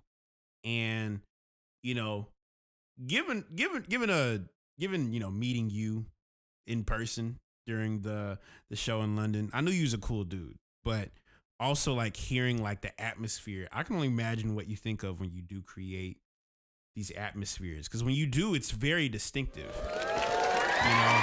And so I would just basically say, you know, get deeper into it. You know, you have really incredible soft palette pieces that allow people to be able to shape their own world. And I think that makes a, no pun intended, but big difference in how your samples come across versus like anybody else. Now, given, you know, everybody has their own abilities and everybody has their own unique style on touching certain samples. But I think for you, Louis C., what would really benefit you is diving deeper into your atmospheres and seeing how far can the rabbit hole go for you, and allow yourself to just become curious, way more curious. Because the more curious you get, the deeper the rabbit hole gets. You know what I'm saying? Like when the rabbit hole starts getting crazy is when you start obsessing about it. And I only say that simply because I look at what I do and I've gotten so curious behind how far can I take the sound of what I'm doing. And it allows you to obsess on other things. So I expect this to be the norm for your sound, your style. And I don't think it's going to be, I think it's going to be more of a common thing where you're just going to see Louis C's name behind like a lot of records. I think it's going to happen. So appreciate you, big dog. Thank you for submitting, man. And I hope that makes sense. Lastly, guys, we have one last challenger here. And the name is Jandar Janabel says here in quote, what's good? Just finished mixing and mastering one of my songs off my debut album. Really unsure about the mix. Did I oversaturate the sounds? Maybe the master isn't right. Would love to hear your overall thoughts about the track. All right, well, let's bump it. Let's see what's going on. I'm about to bump this on the speakers to see what's going on. Because whenever it comes to masters, I got to play it through the speakers. That's the only way to be able to tell. So here we go.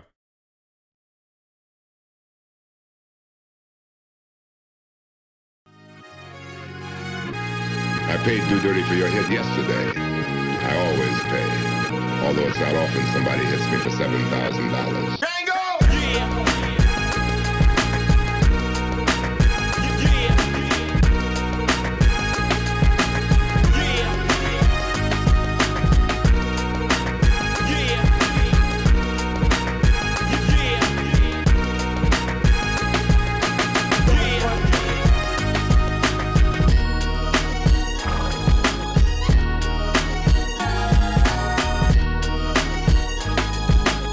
Ooh.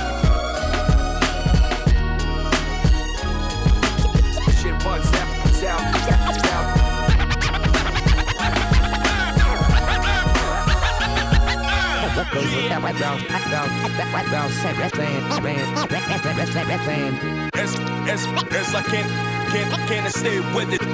Shit runs out. Yeah, bingo.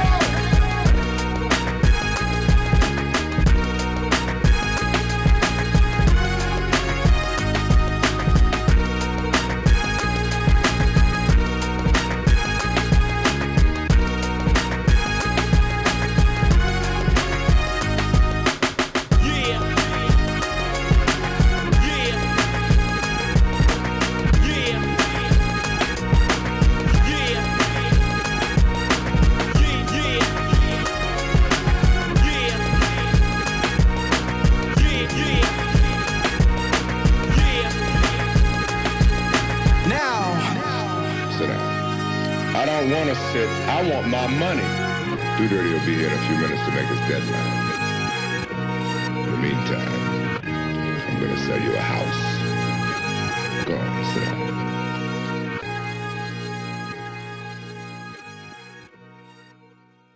That's tough. Honestly, you know what? Because he said, really unsure about the mix. Did I oversaturate the sounds? Maybe the master isn't right. I honestly, first off, I love the chops that you did. I like the fact that you like reversed certain parts. I like the boom bapness that you had. It kind of reminded me of like the what you call it. There's a record by Logic that kind of has the same kind of vibe. It has a it just has a very hip hop kind of energy to it, chopping up the big horn samples, very East Coast energy. So I'm in Florida, so it sounds like that. I don't think you oversaturated at all. And I think for the master, I had it up halfway. If I would have cranked it, it would have been loud. But at the halfway point on my meter, just listening wise, I think it's really good levels. I think you did a really great job. I wouldn't discredit how you mix and how you saturate. What I would say is you made the mixing options that you did purely based on how you felt. I didn't hear anything wrong. And what I would do is just trust yourself. Trust yourself with your intuition on how you approach mixing it. I think your saturation is perfect. Actually, what I would do is I would utilize this as an anchor of when you do mix more records and master records. I would use this as like a base way of, building from. I would build from this experience because you have a very clear, clean mix. Even the DJing, scratching elements, nothing got in the way. There was nothing melody, like no muddiness going on. I think none of the sounds like overbeared one another. I think you did something. I think you did something great here. And, if you're not sure, play it for one of your other buddies.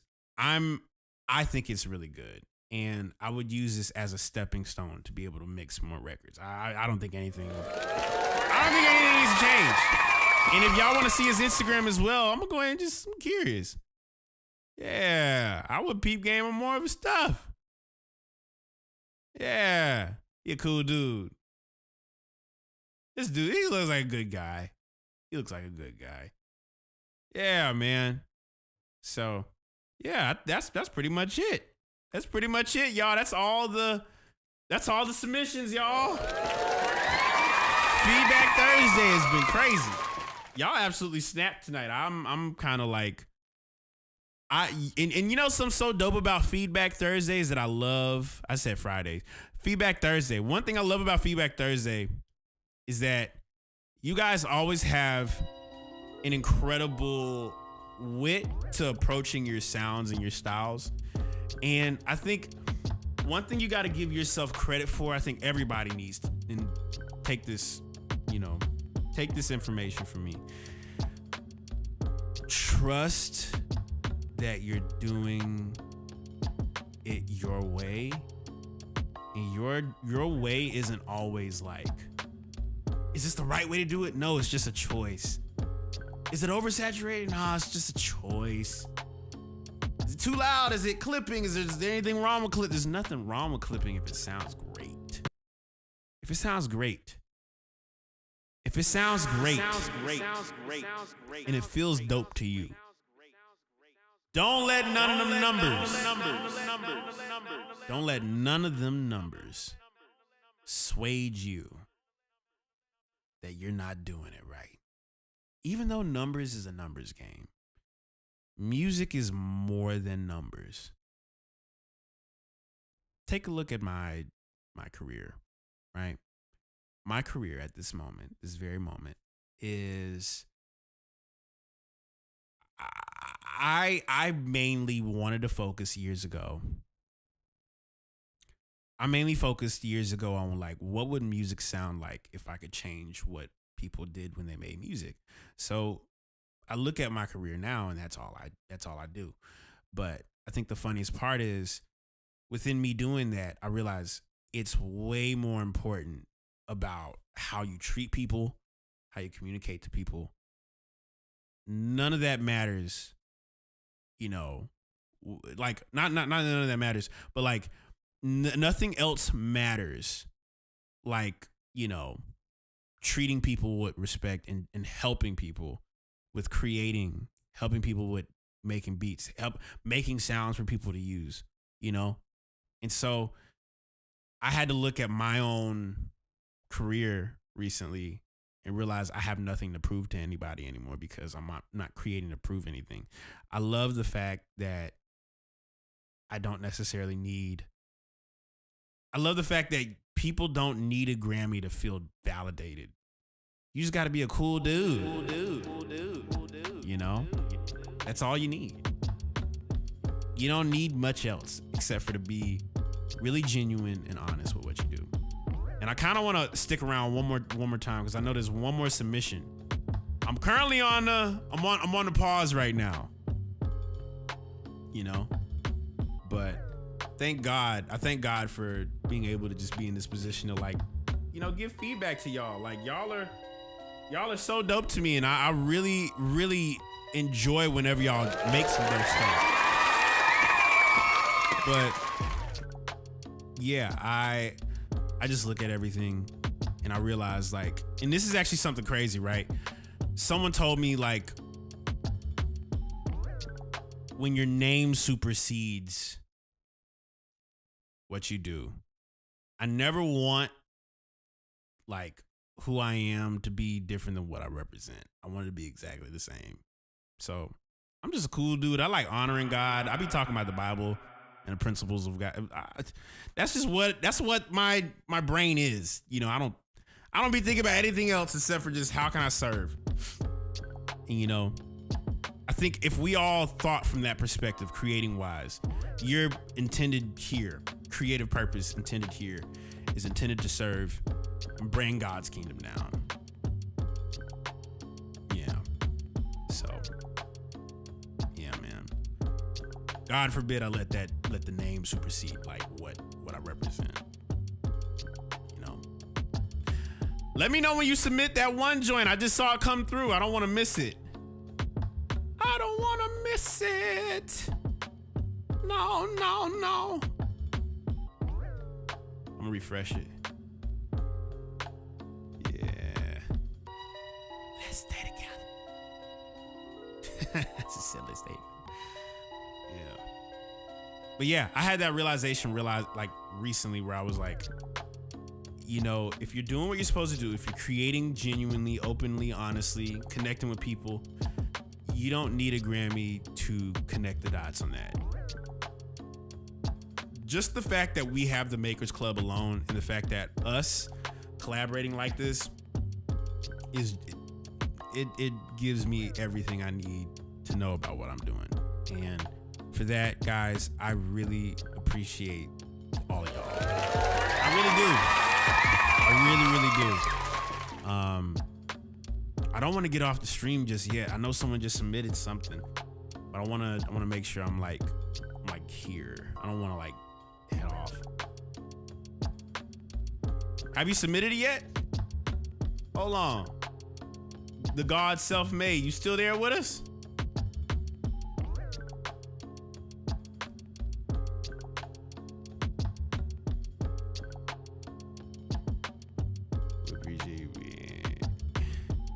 Yeah, I'm trying to listen. You know something so dope? Because I'm not realizing like what we do. We create music, we create movies, we create albums, we create compilations. At some point, what I hope, and this is my kind of prediction that I hope for like the next 5 years. My prediction for the next 5 years is that the Makers Club becomes an actual network, and like you can be creative, create, and like, you know, get an opportunity to do some stuff. Yeah, you missed the whole one, Doc. You missed the whole one, Cento.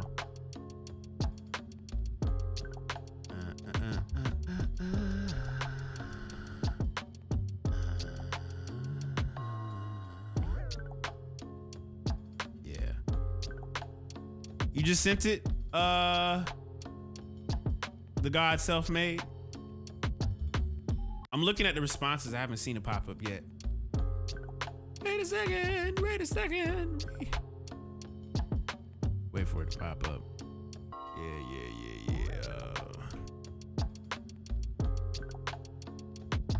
You sent it through the paid slot, right? I don't know if it went through yet.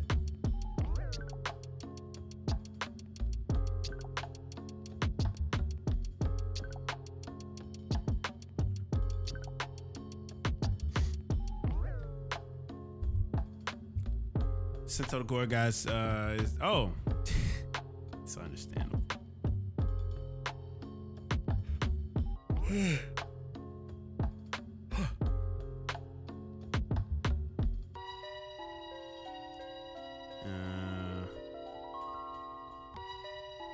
Yeah, but I kind of hope that this turns into like, you know, it's a network. You know, it's a network, like, you know, the Makers. Imagine, you know what? Imagine this.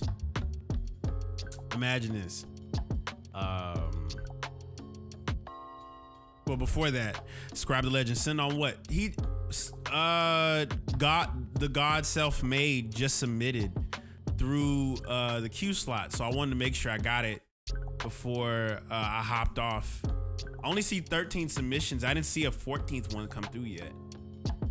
So I'm like, I don't want to miss what just happened. 7 minutes ago.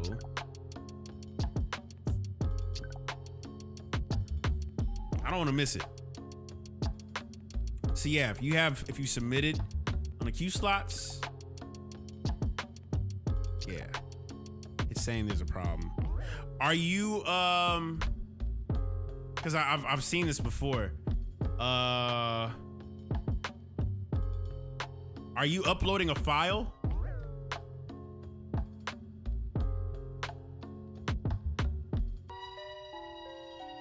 Are you uploading a file?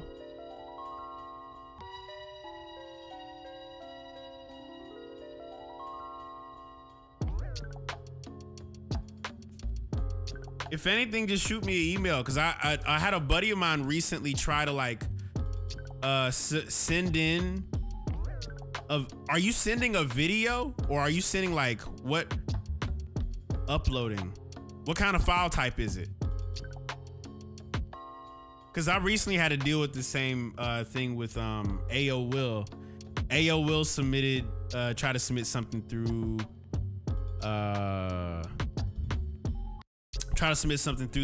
slot, but it wasn't like accepting it. And if it's a video file, then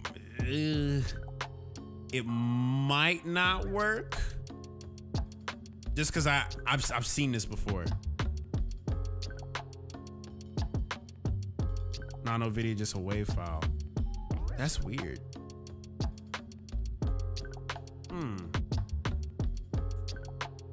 And there's nothing else that's like in any of the other It's just strictly just an audio file.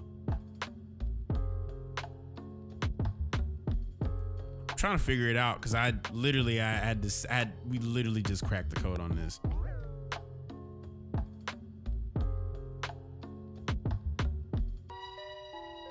And error occurred. Google survey.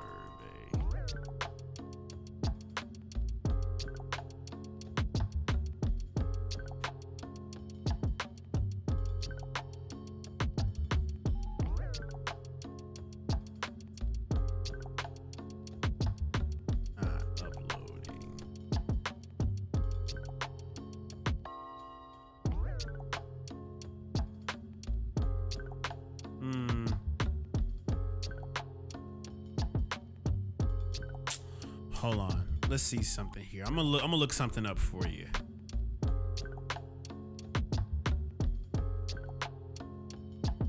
Is it Joshua Hill?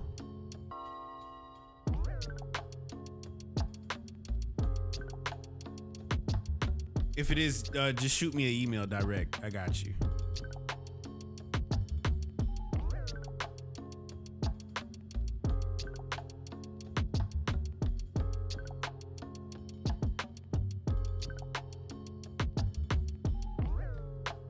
Yeah, I don't know what's up with that.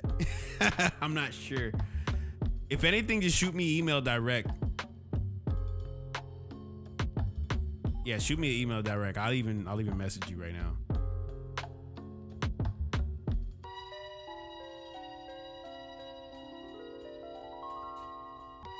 Just emailed you. I just emailed you. Just now.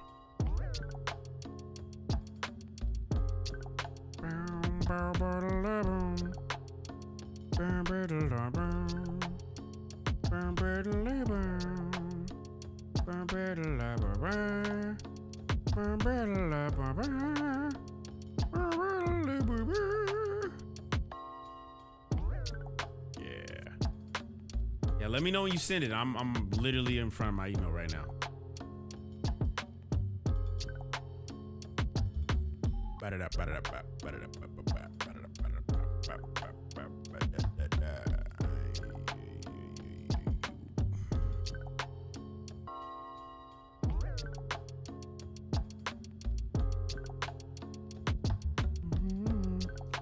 You know what? I actually have something cool I could probably play for y'all real quick.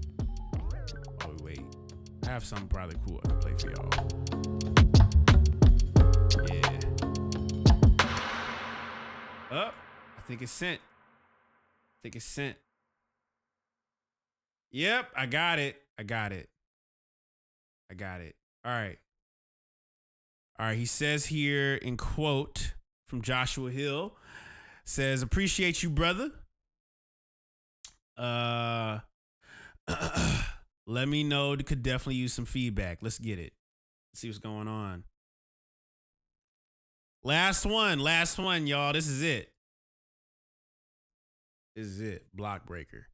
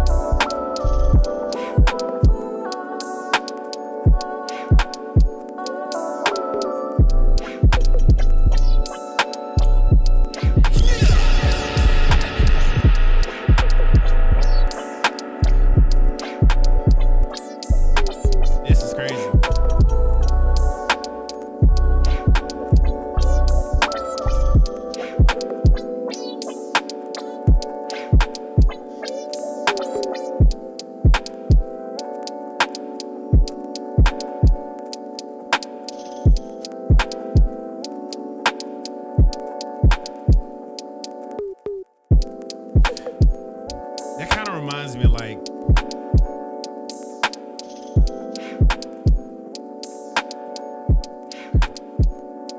Adult Swim.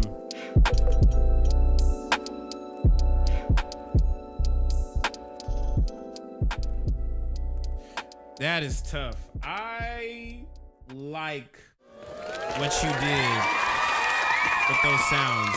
I think feedback wise, what I could pertain to that, I think you already have all the tools of like what could be potentially a finished track. And I'm not saying that just to say that. I'm saying that because your sound selection is on point. I'm saying that because how you use the sounds are even more on point.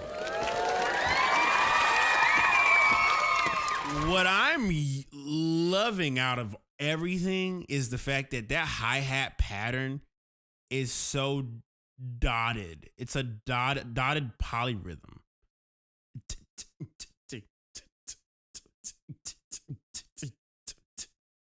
That is crazy. That is not your normal kind of swing. And what I would kind of do, just some feedback for you, I would lean into that a little bit more. Those unorthodox elements that make you hear things a certain way, I would lean into that. And the only reason I say I would lean into that is because at one particular point, I learned everything I needed to know doing that to my drums at one point. There was a point where I would just like, I would turn on the dotted or triplet part of the grid and like kind of like nudge things off and just put the patterns down. You know, I would take a 4/4 pattern and purposely put dotted notes on a dotted grid to see what kind of like interesting pattern of sounds could create a crazy wonky pattern. And that there, sir, is clean to the highest degree. I would turn the bass down a little bit, but other than that, everything is pretty much super solid, especially that like one string note. It is so beautiful. I love how you used it. And that's what I got for you, bro. I think you did an incredible job, and I would love to hear more of that with what you do. So shout out to the God Self-Made. And I think I might actually end the stream off with that, you know, in mind. So, guys, tonight has been one fun night. We listened to roughly, God, how many beats? How many beats did we listen to? To a bunch of them. So tonight has been fun, man. We definitely did something cool, dope. If you've never tapped in here before, we did a thing called Feedback Thursday, and we try to do it every single Thursday, having a space available to basically just listen to stuff, you know what I'm saying? So if you want to tap in with us, highly suggest you to cop a sample pack. Highly suggest you to join the Makers Club. The Makers Club is what you just witnessed tonight. And I want to tell you something. If you don't know what the Makers Club is and you don't know what my Discord is, if you copped a feedback slot for the first time, just know that there is a link that says join Discord that allows you to be able to join the Makers Club, where we have over 3,000 producers, 3,100 producers, creatives alike. If you have never tapped in before with the Makers Club, the Discord, highly suggest you do that. We are dope and just really cool people, you know? And if you want to tap in, just cop something from my store. And yeah, I love you guys so much. I appreciate everybody for tapping in. And plus, let me also not forget, I'm on tour right now. I'm gonna be on tour in April. I'll be playing in April.